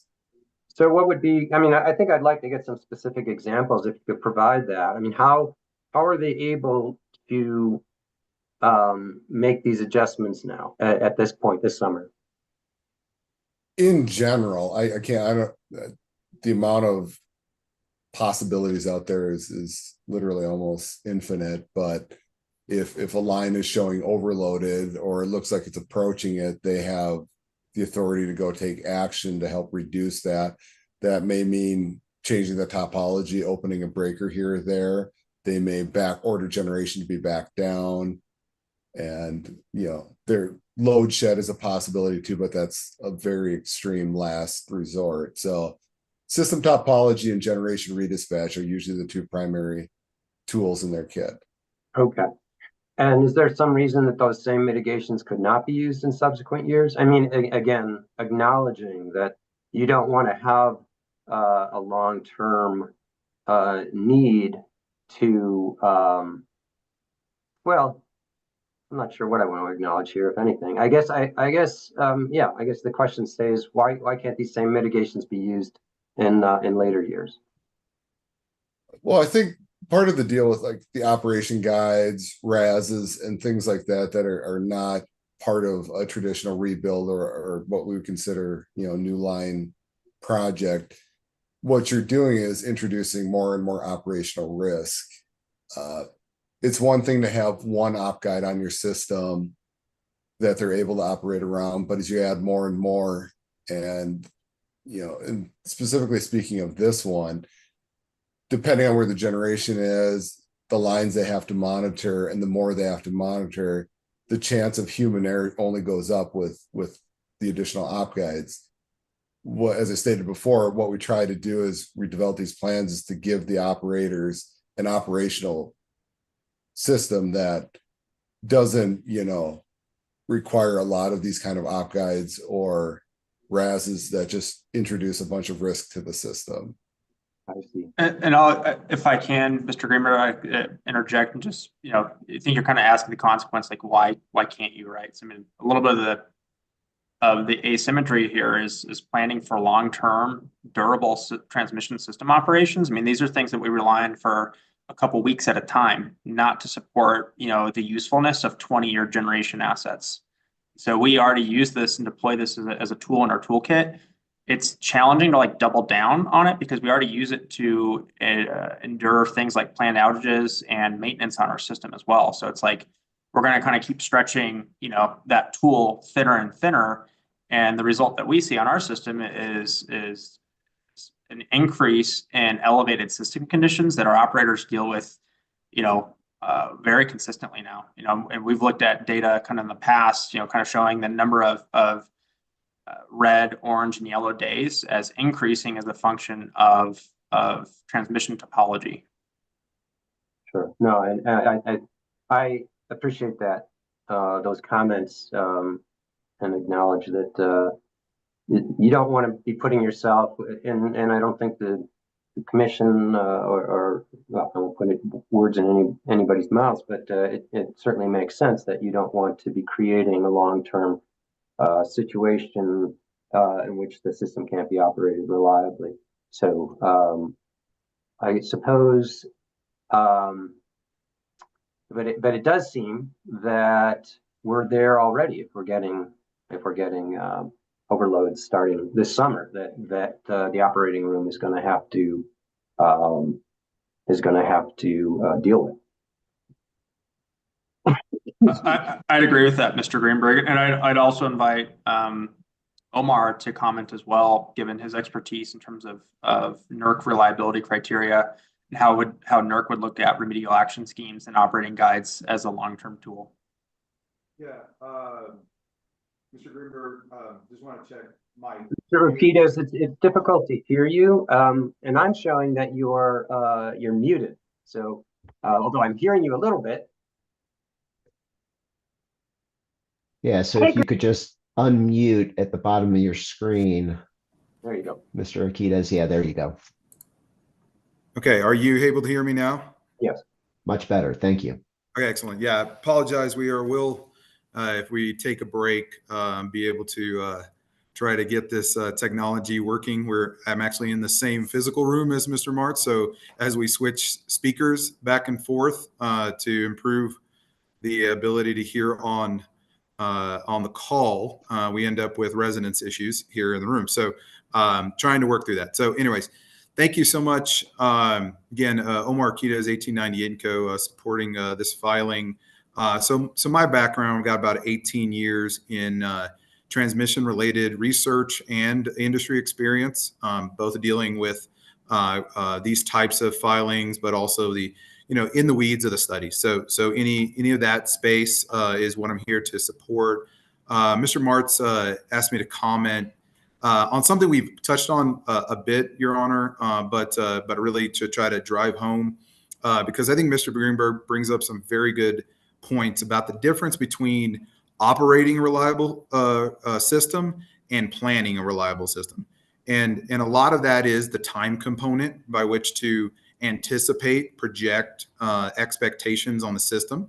As we're talking about here within this jurisdiction, there is a driver, as you noted, Your Honor, from the legislature to move the system to a different emissions profile, utilizing different strategy of units on the system.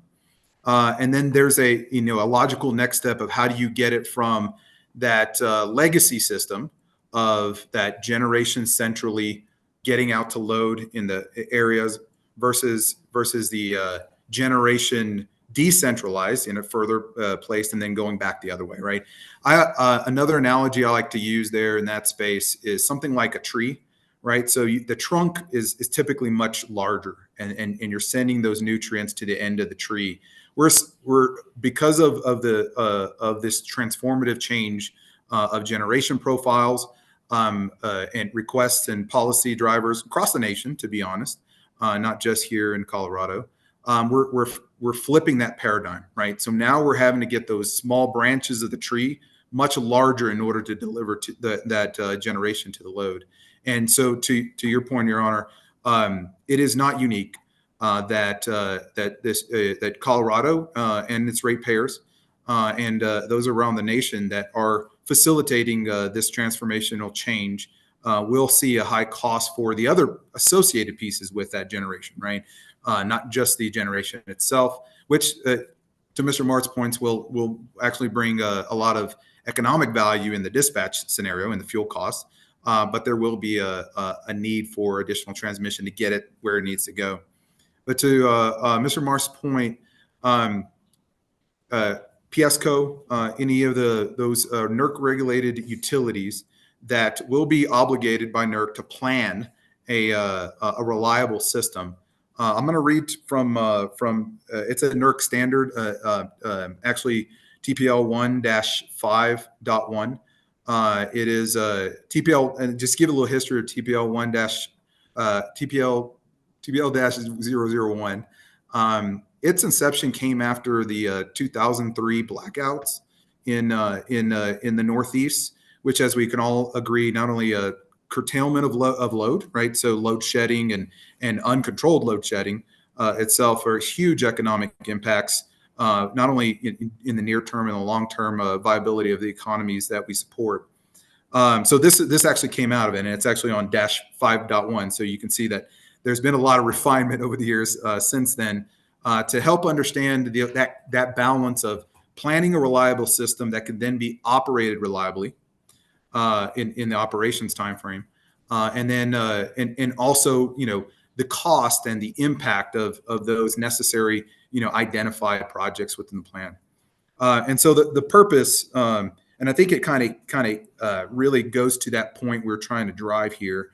The purpose of the standard, as I'm reading it directly, establish transmission system planning performance requirements within the planning horizon to develop a bulk electric system that will operate reliably over a broad spectrum of system conditions and following a wide range of probable contingencies, right? So really, when you talk about the phase 2 transmission planning study that we're here to discuss and its assumptions and approach, it is aligned with that purpose, right? So I like to say this: we can have the determination of what projects go forward, whether generation, transmission, and so forth, but in that very next breath, PSCO or any other NERC regulated utility will have to do this annual planning assessment and make sure that it's to the level both of WEC requirements and NERC requirements.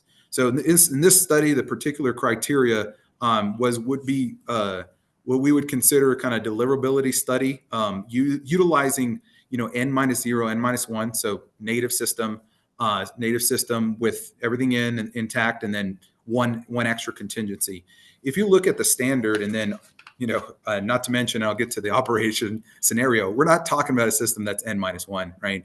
There's not just one element out.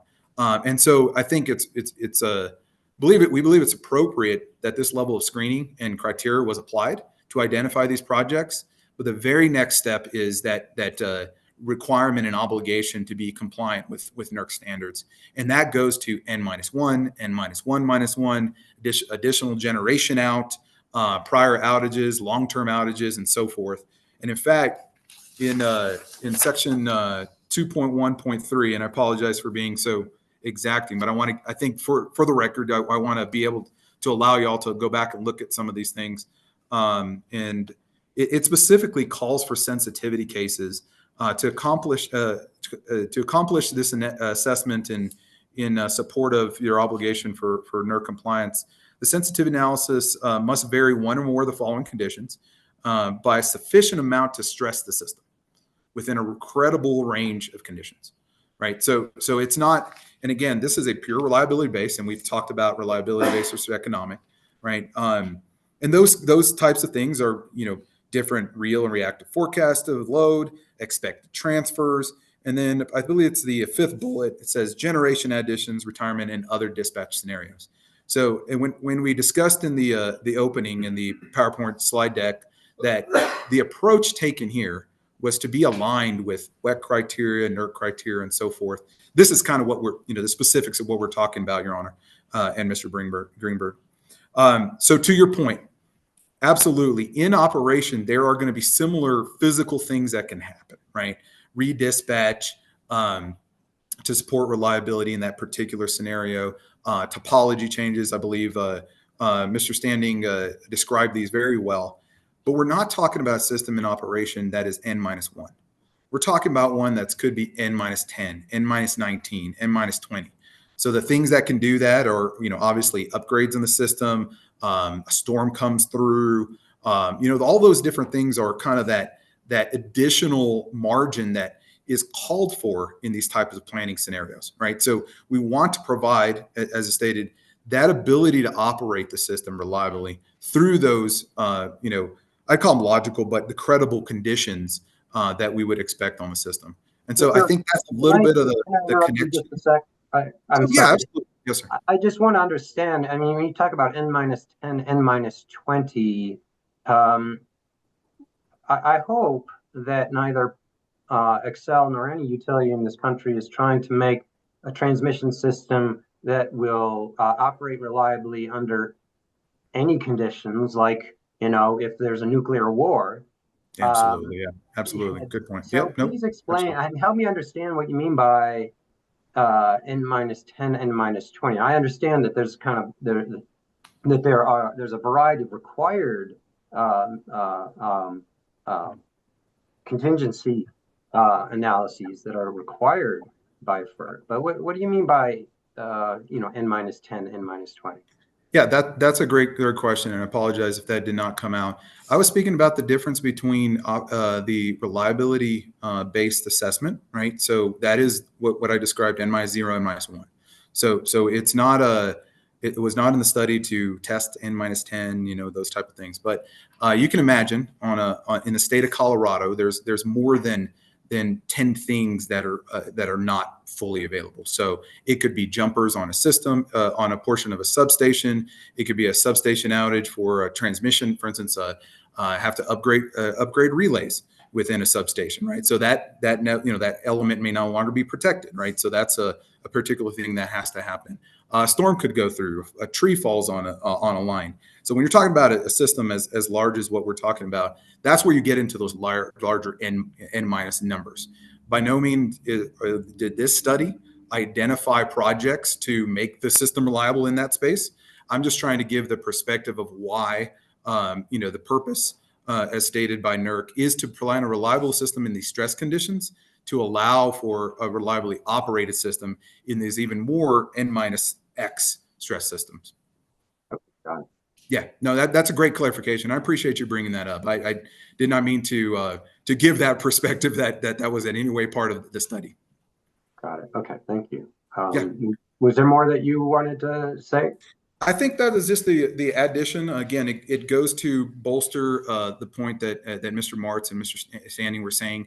When we do these type of planning reliability-based studies, we're looking, to be in alignment with the type of analysis that is required and obligated, and also consistent within the industry as well. So that's where some of that comes, and then that goes to Mr. Standing's point.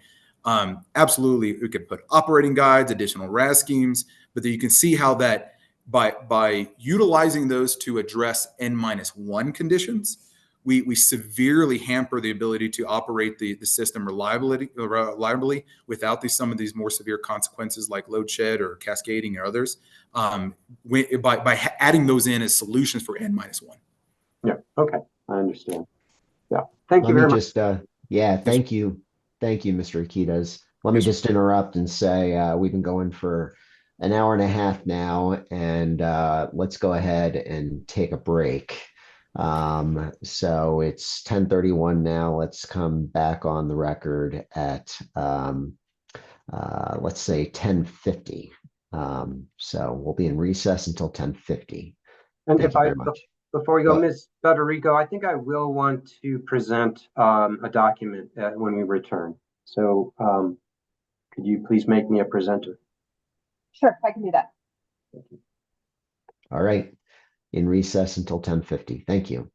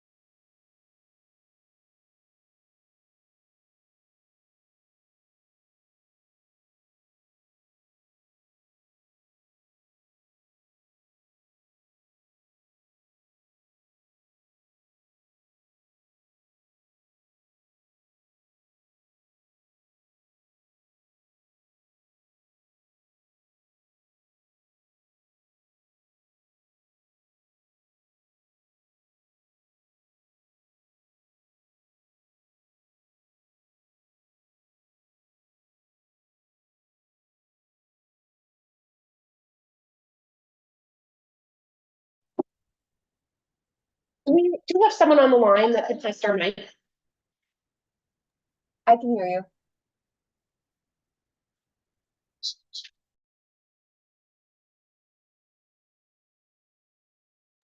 How is this sound quality?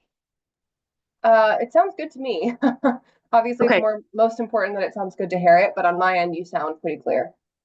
Okay, fantastic. Hopefully we have a centralized microphone and speaker working in the room right now that we can all rely on. Yeah, so far, Thank you. Sure.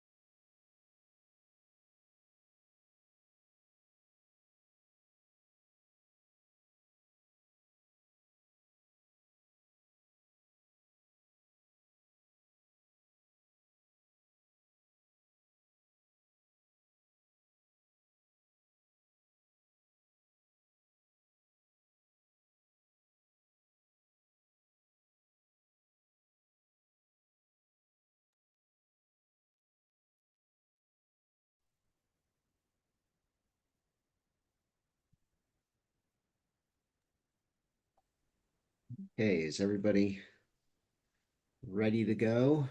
Ready? Ms. We are, Pettigrew? and Your Honor, just to confirm, does video work better for you? Are you asking about the audio? Is that what you said? Yes, I just wanted to confirm that everyone can hear this audio all right. So it does work. As you moved away from the microphone, you became harder to hear. But I Okay, is this better? We can try to move the device closer to the speaker. yeah, that is better for me. The person who's most important here is Ms. Wiesenthal. I can hear her. Okay. And Ms. Thank you Wiesenthal, all. as always, feel free to jump in to the extent you are not hearing adequately, because obviously you need to get an accurate transcript of what's taking place today. Thank you. Everybody's doing really good. All right. So we're back on the record in proceeding number 24A-0560E. Continuing with this technical conference, I don't think there's much left, but before I turn it back over to Mr. Greenberg, let me just ask a couple of questions. One is, we've heard references to a couple of acronyms, NERC. Can somebody just specify on the record what that acronym stands for? Mr. Standing?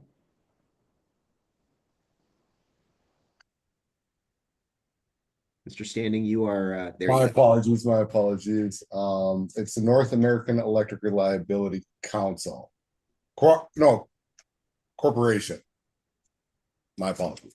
That's I know it's in the record someplace else, so to the extent you don't get it exactly right, it is there. But then we've also heard, and this is one that right now I can't remember what it stands for, and I can't remember whether it's WEC, W-E-C-C, or WEP, W-E-P-P.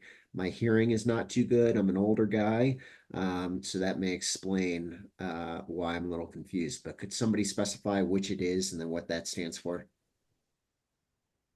Yeah, WEC, W-E-C-C, and that's Western Electric Coordinating Council. Got it. Okay. Thank you. And then let me just ask one other follow-up question based on what we've already heard.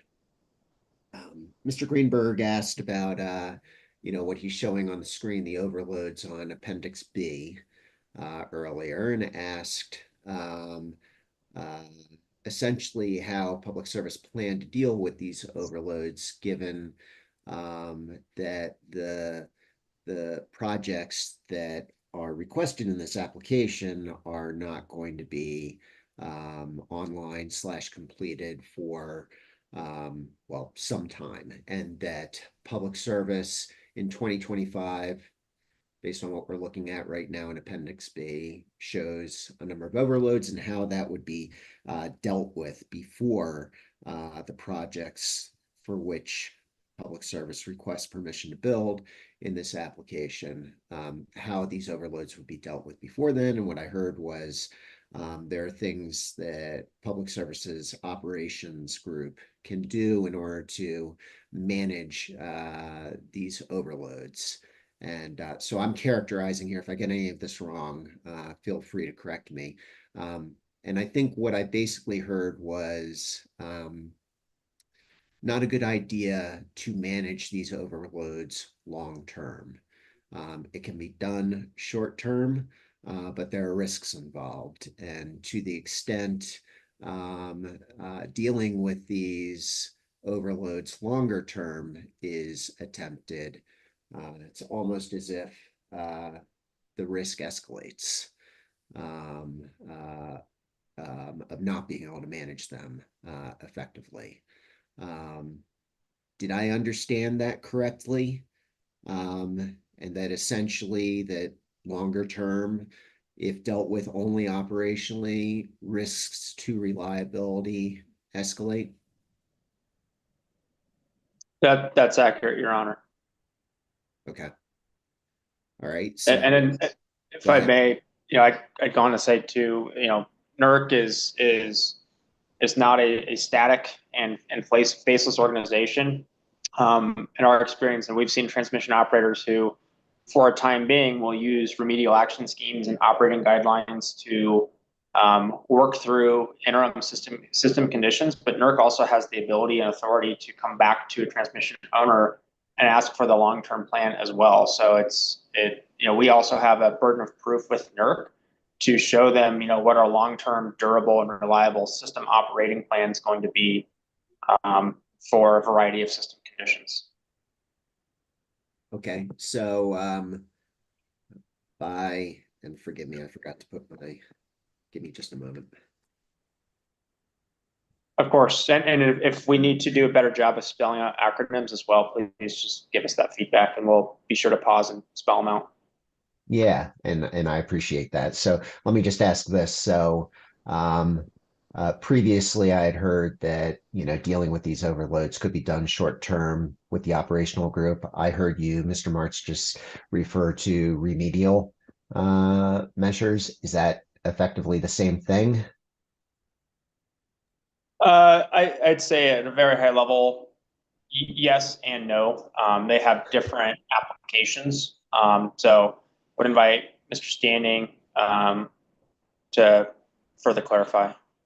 Well, and let me just throw one more out there, which is would addressing these overloads shown in Appendix B long term using the operations group to do so, as was discussed earlier, would that violate NERC or WEC standards?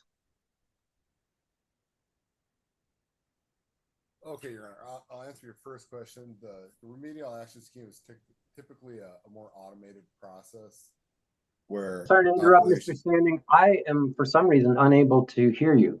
And you're pretty faint, Mr. Standing. Oh, I'm sorry. Is that better? That is better. It is. Okay, my apologies. Your Honor, your first question about the remedial action schemes and the operating guide. The remedial action schemes are typically more automated. It's set up, it's controls. So the power electronics and the relays kind of take care of the automated response to the system conditions, whereas op guides are written procedures that the day-to-day operators have to kind of follow based on the system conditions. To answer your second question, there's nothing wrong with using op guides as a solution. We hesitate to use them as long-term solutions because of the additional risk that they introduce to the system. Typically, the more and more operating guides or remedial action schemes you add to the system, you just increase the likelihood of either human error or misoperation of the remedial action scheme. Our goal is to minimize those kinds of risks.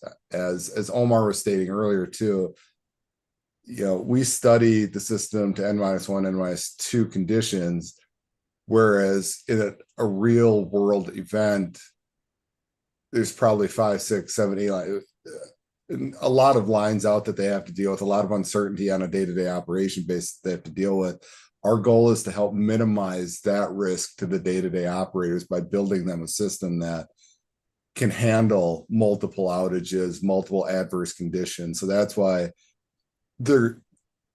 operating guides and remedial action schemes are typically good for the short term.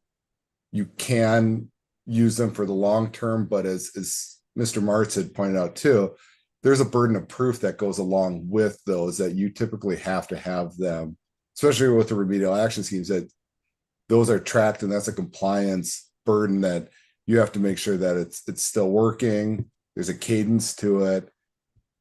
So you have to track that internally. The operating guides, again, the more and more you have, the operators have to keep track of that and make sure that the operating guides are working, they're applying them correctly. So there's nothing wrong necessarily with having them. Typically we use the op guides more for construction outages and things of that nature while you're doing, building towards that long-term goal of getting yourself out of that situation. That was kind of long-winded. I apologize. That's okay. And I think I understand. I mean, ultimately, what I was looking for is using those op guides long term to, in this specific situation, address the outages in Appendix B. And does that approach violate any standards, NERC or WEC?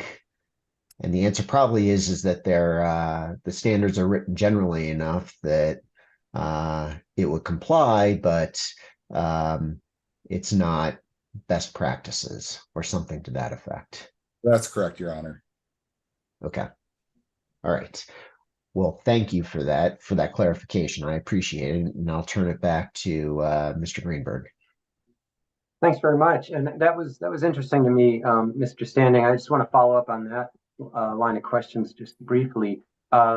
So, because now I understand the difference between an operating guideline and a remedial action scheme. Sounds like the latter is automated and kind of computerized and kind of a kind of dispatched, or it dispatches itself automatically when it sees the relevant condition, right? Okay. So, conceivably that could be done when when one sees, anyway, I don't think I need to go further down that road. All right, well, I want to change direction a little bit. The company last night, the company submitted its April 2025 semi-annual report on the status of the power pathway. And I haven't finished reading it, but I read a fair amount of it and gratified to see that things are looking pretty good. Pretty much on schedule with, obviously there is a bunch of uncertainty in many areas of our lives these days, including materials and availability and cost for the remaining segments. But sounds like as of now, it sounds like things are pretty much on schedule. The reason I'm showing this page of Appendix B in attachment AWS1 to Hearing Exhibit 103, wanted to, so it sounds like segments 4 and 5, these are the portions of the power pathway that head, I got this right, yeah, head east towards generally Pueblo, and then north up into the Denver metro region. Those are the final segments of the power pathway that will be completed, and if they continue to be on schedule, about 2 years from today, about May of 2027. So now looking at what I'm showing here on the screen, how should the commission and parties interpret the pre and post mitigation pathway stress columns? And maybe I'll ask you to quickly, just describe the pathway stress scenario. But how should we interpret those columns if there's no power flowing from the power pathway through the Harvest Mile, Daniels Park, or Smoky Hill substations in 2026? Is my question clear? I'm going to attempt to answer this. I'm not certain I know exactly, so maybe I'll try to restate your question and see if I get it right. So based on the construction timelines for the pathway, certain sections won't be in service. So then are these results, do they change? So you're asking, did we do the analysis without those sections of line in? Is that what you're asking? Pretty much. I mean, I'm trying to figure out, just trying to understand if we're not, if the power pathway won't be complete. And the year we're looking at is 2026 on the screen, page 50. And, segments 4 and 5 will not be complete until, if it's on schedule, May of 2027. And here we're showing overloads in 2026, but I'm not understanding how the change in generation caused by the shift to remote renewables. I'm not understanding how that is contributing to the overloads that we're seeing on this page. So again, this is based on the dispatch assumptions, you're shutting down generation in the metro area in lieu of putting it in remote areas and transferring it in. The power pathway project is kind of your backbone. So think of these all together as a portfolio working together. So these overloads are in addition to the pathway. And if you're asking whether those two sections, how are we going to deal with it? That's the long term. The short term is operations will have to work around it while those sections are being completed. Well, I guess I'm not really asking that question. I'm just trying to understand where are the overloads coming from?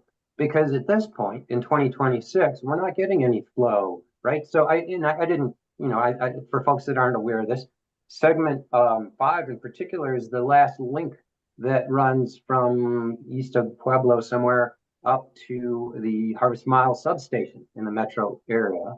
And that's when I would expect we'd get a lot of power flow from the wind and solar generators connected to the power pathway. So that's not going to happen until 2027. And what we're seeing here is modeling showing overloads in 2026 and so that's what I'm confused with. So I'll jump in, Mr. Greenberg, and kind of supplement Jason's answer. So one, I think you're kind of conflating the in-servicing of Power Pathway. Segment 1's in service in 2026, so that's absolutely part. Hold on one second. When it's showing Caitlin's place, it's showing up for everybody else. Matters. So, Ms. Wiesenthal, were you just talking because I was having a hard time understanding you? I just said that he was, oh, sorry. I just said that I was just seeing Caitlin's bright screen when he was talking, so I'm having a hard time seeing If helpful, Ms. Wiesenthal, I can kind of announce myself. That's just how we modified our tech here during the break to more seamlessly transition speakers. So happy to kind of shout out who's talking. It's currently Stephen Martz with Public Service Company of Colorado. Apologize, that was just the fix that we came up with. Okay, because I couldn't see who's been talking a couple times. Sure. So previously, Jason Standing was talking, and now Stephen Martz is talking. Coming up, there's Caitlin Shields with the blink. So maybe what we do.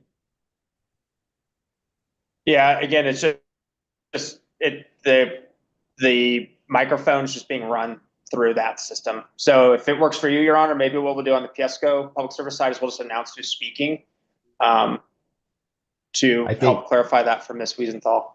I think that makes sense. And Ms. Wiesenthal, you jump in if you're having trouble getting an accurate transcript. So Mr. Martz, why don't you go forward?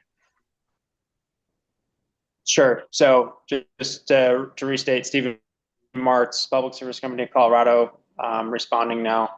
So a couple things. Power Pathway is not all or nothing. It's not binary on or off. Segment 1's in service in 2026. We also have generation located on segments 2 and 3 that actually flow in from the Rush Creek Gentai, which is already constructed, or through Pawnee. And so, the reason that you see, specific stresses on this is the timing of transmission versus generation. And so that's where those stresses are being generated, is specifically on those earlier segments. Also, I'd note that not all generation in the clean energy plan is just on exclusively Power Pathway. So we can certainly see, stresses at specific substations that are at the terminus of Power Pathway that are resulting from change in generation in other parts of the system. Okay, so So, yeah, I mean, granted, you know, the segment 5 will be the last of the five segments of the pathway to be completed. I mean, obviously the May Valley Longhorn extension is pending. And I think okay, so Mr. Martz, you also mentioned, I believe that there would be some power flow coming. Is this right? Coming into the missile site substation from Cheyenne Ridge, which was interconnected with the pathway. Has that connection already been made?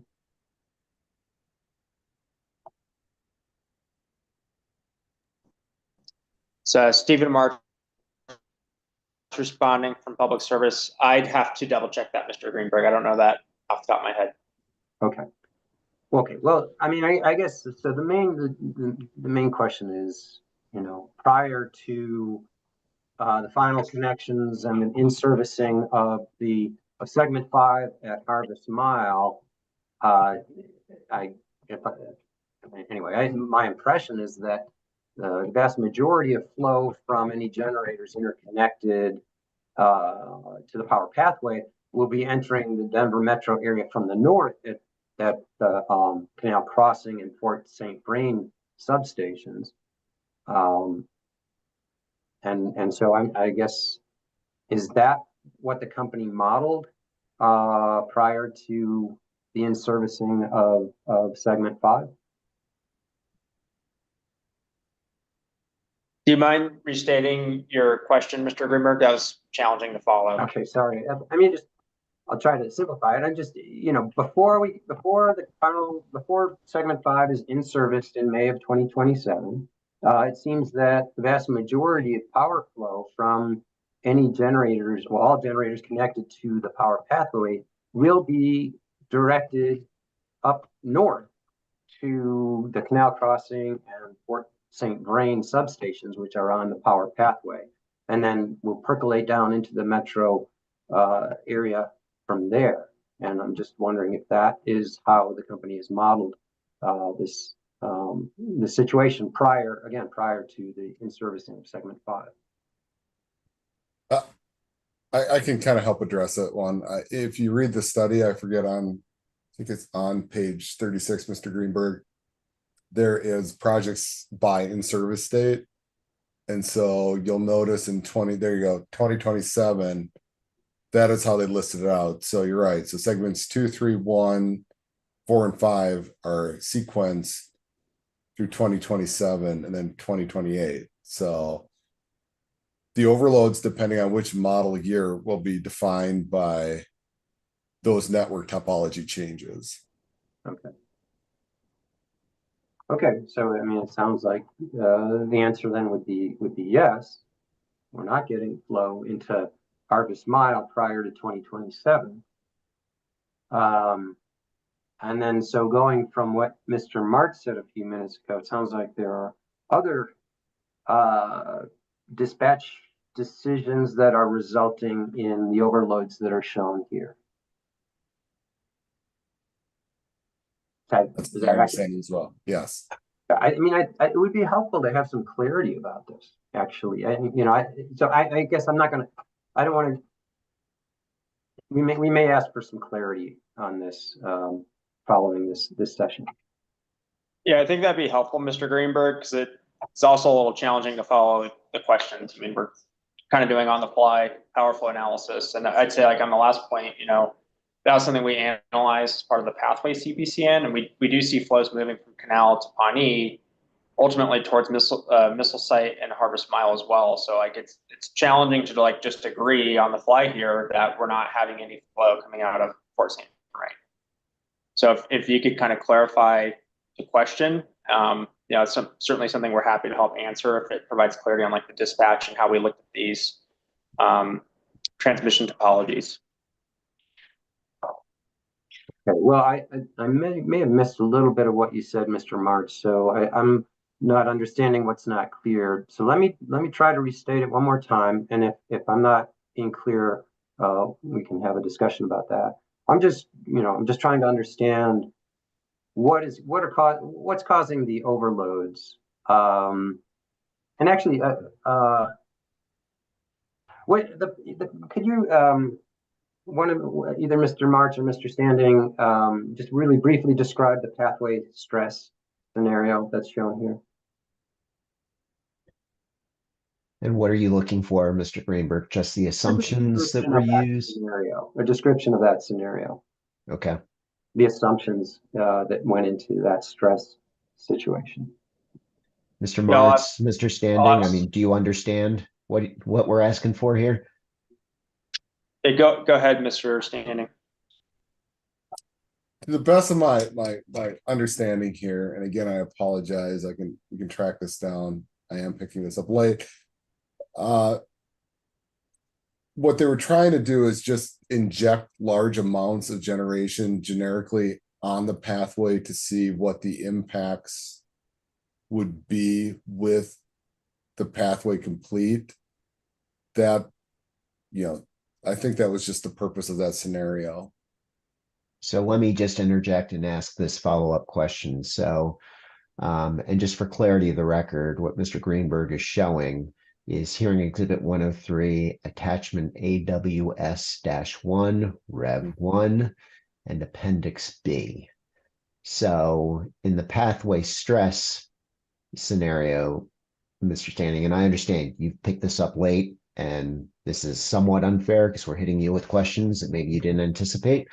But in the pathway stress scenario, I mean, the assumption is that all of the pathway projects have been completed, and that the generation is going through the pathway and into the Denver metro area along the pathway from the south, effectively. Is that what you're saying? I think they picked different spots. I think if there's 4 or 5 different substations that they possibly used and generically put generation there and sunk to the middle of the Denver metro. Okay. That's my understanding of that scenario. Okay.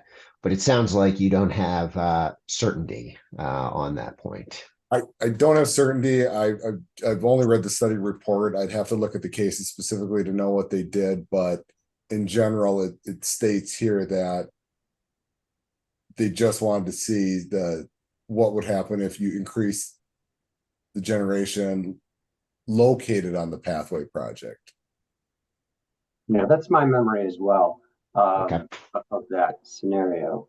And so, that just, so in my mind, at least, it's a little bit of confusion here because we're not even connecting here at Harvest Mile until 2027. And yet here under the pathway stress scenario, we're showing a whole bunch of overloads. But those overloads can't be caused by generation connected to the power pathway. I mean, at least I don't understand how they can. So that's. I can maybe offer up some clarity, Mr. Greenberg. I think so. Again, there's 5 different scenarios that were tested. Right, peak and twilight are what we built to. The Comanche stress, the pathway stress, and the no Cherokee were all tests, just to kind of see what would happen. What would happen if all the generation went on the pathway? What happens if there's no generation at Cherokee at all? So what it's showing, this table is illustrative of the overloads show up in peak and twilight, but also under several different stress scenarios. So it's showing you that, the scenarios that we are pointing to and building towards can happen in a multitude of different ways. Again, we understand the pathway isn't complete yet. It was just for illustrative purposes that if it was, and we were building towards those points, this is what you could expect with the overloads. Okay, and that page you pointed me to earlier that shows the assumptions what assets are available when. What was that page again? I'll just flip back to it. I'm just give me a minute here. I think it was 36. Yes, 36. All right. So so this is how you model things, right? So you're not modeling that segments 4 and 5 are actually physically operating prior to 2027, and yet somehow you are seeing those overloads in the pathway stress scenario. Again, I believe the pathway stress scenario has the completed pathway project in it. Oh, okay. So I'm misinterpreting that. Okay, so And I will double check on that to make sure, but that is my understanding of that stress case. okay. Okay, well, that, And I don't know if Omar, for certain, but would I you will- agree I with will look understanding into that if that is in fact the case, it doesn't agree with the either the schedule or the power pathway report that was filed just last night by the company? And by the way, I guess I should mention the report I'm referring to is in proceeding 21A-0096E. Yeah, this is Omar Quidez, 1898 and Co. Just wanted to add to it the conversation here.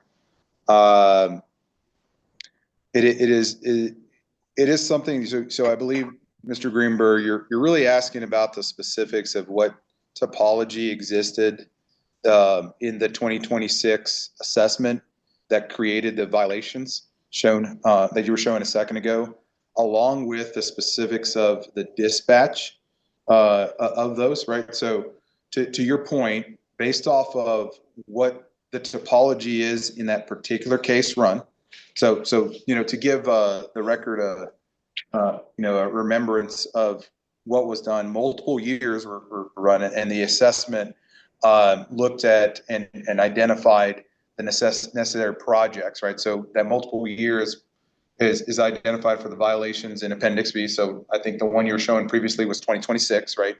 Right. So you're really commenting on the marrying the latest report on what, identification of what's in service and anticipated to what was studied a year ago and what was anticipated to be in service in that particular year, right? And so you're trying to figure out, okay, I could see how maybe, and correct me if I'm wrong, and trying to really garner the crux of your discussion, maybe either the whole project was in place or portions of the project were in place that were in line with the table on page 36. And obviously, as I think you're alluding to, that would change the power flow on the system during those years, right? And of course, could redirect power in a way that either relieves or increases the violations. And so, it is the question. The crux of the question is what specifically was in service in the scenario run that produced these violations, and what specifically was dispatched, right? 'Cause at the end of the day, that's really what you're asking, correct? Yeah, that's right. Okay, perfect. I think that is fair. And I believe, Mr. Standing's response is one that I think is appropriate at this point. The specifics of which we would literally have to go back into the cases and confirm, right? Because we'd hate to try to pre-conclude, results or understandings from that. Because I think you're trying to move towards an understanding based off of those specifics and inputs, and totally makes sense. I believe we'd have to confirm those to try to agree or disagree with, hey, does this violation make sense or not? I think one of the pertinent points, though, to Mr. Standing's point, and just to give a little bit more clarification, I believe we are still, you're still showing the 2026. I believe Mr. Standing had also identified, if you look at the peak, right? And so I think that's a little less convoluted when you're talking about what's in service, what isn't in service, and what's the stress and all that, right? So the peak, that's your kind of base case large load scenario. You still have a significant set of overloads, and then the post mitigation, right? The project set identified relieves those. So it's actually a very similar result of pre and post. And to be honest, you probably, if you compared doing this on the fly here, you compared the reds versus the yellows, you probably see a slightly different set of reds and yellows when you compare, the first column of peak violations pre-mitigation and the fourth column pathway stress mitigation, right? So it's not exactly the same to your point, and really understanding those exact power flow changes and numbers would matter. So look, for instance, that first line, right? You see on the peak, it's 112. In the pathway stress, it's 136, right? So they're totally agreeing with your point, Mr. Greenberg, that we're talking about a more stressed scenario, but I believe to Mr. Standing's point, it is very similar in the need for addressing the violation between the two. I hope that's helpful in clarifying. Sure. I mean, I guess I'm still perplexed why, you know, I'm still perplexed. I guess I'm just, the question in my mind is, was this in fact, for 2026 modeled,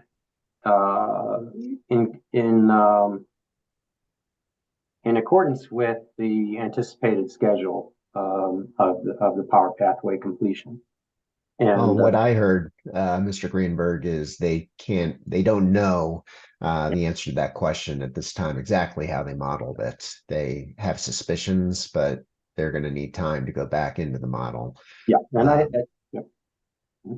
so yeah, no. So if anybody from public service disagrees with me on that, please feel free. But I think this is something that we, if we choose to, need to follow up with in writing to them and give them time to confirm.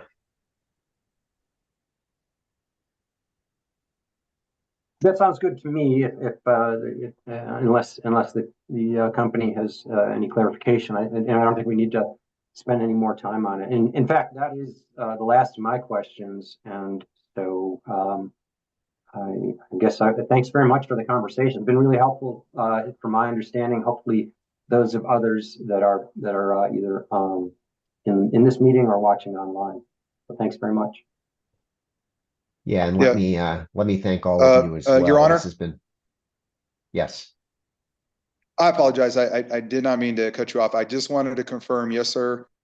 We will happily, in writing, confirm the topologies within the various cases run in years. And anything submitted, we can very easily offline and in writing provide that clarification. So we'd be happy to. Okay, thank you. Was that Mr. Martz or Mr. The other guy? Apologize. That was Mr. Omar Kitas, 1898 and Co. Apologize. Thank you. Yes, ma'am. Yeah, so thank you for that, Mr. Urquidez. And let me just follow up on what Mr. Greenberg said, which is this has been very helpful to me in understanding this better. I'm not going to attempt to specify anything at this point that we may want further information on.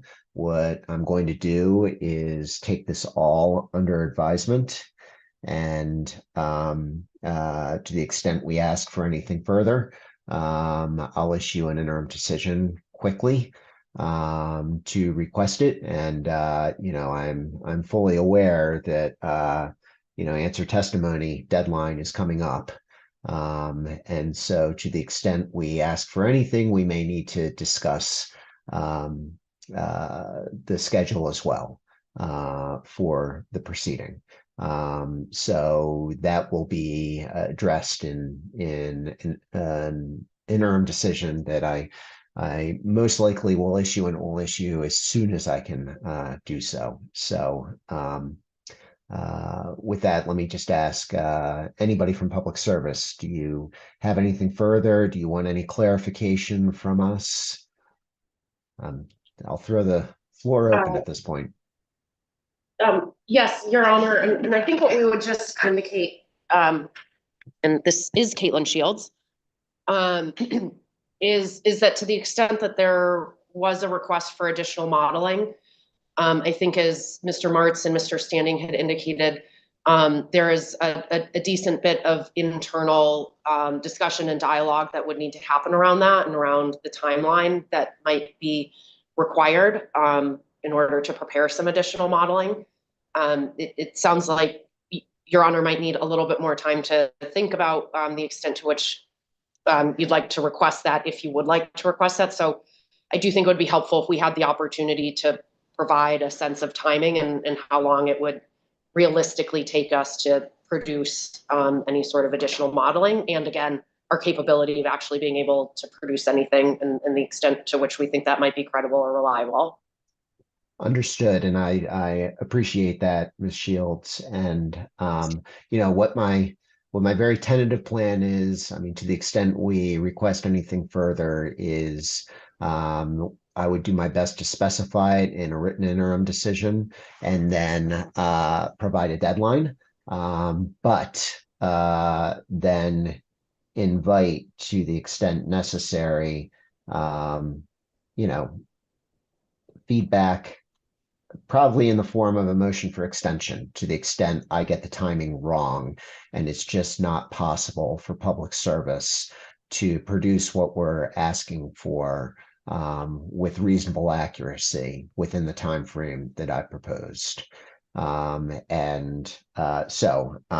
you know, just to keep things moving, what I would anticipate is setting a deadline, but specifying that to the extent the timeline doesn't work for public service, that you know, you file something informing me of the unreasonableness of the deadline that I've set. You know, you could also tell me as applicable that, you know, what I've asked for, public service can't produce, and that's cannot produce. Anyway, I'm just not in a position now to be able to really try to specify with any great clarity for you what we may be looking for.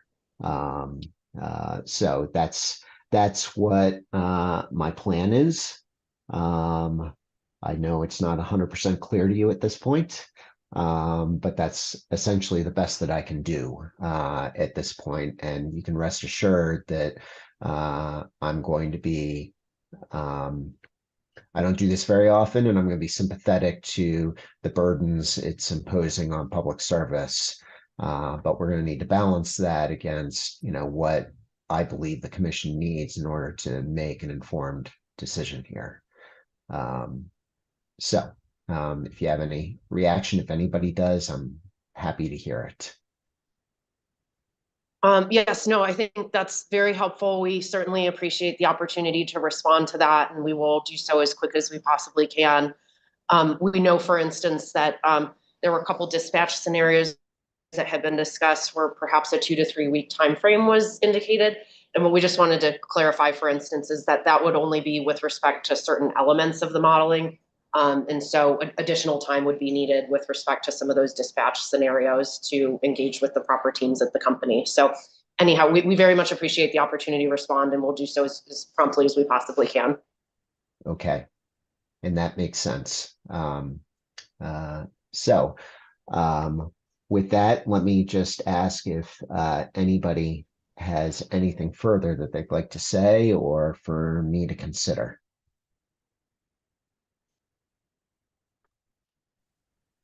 Okay, so let me thank all of the participants again, particularly the folks from public service.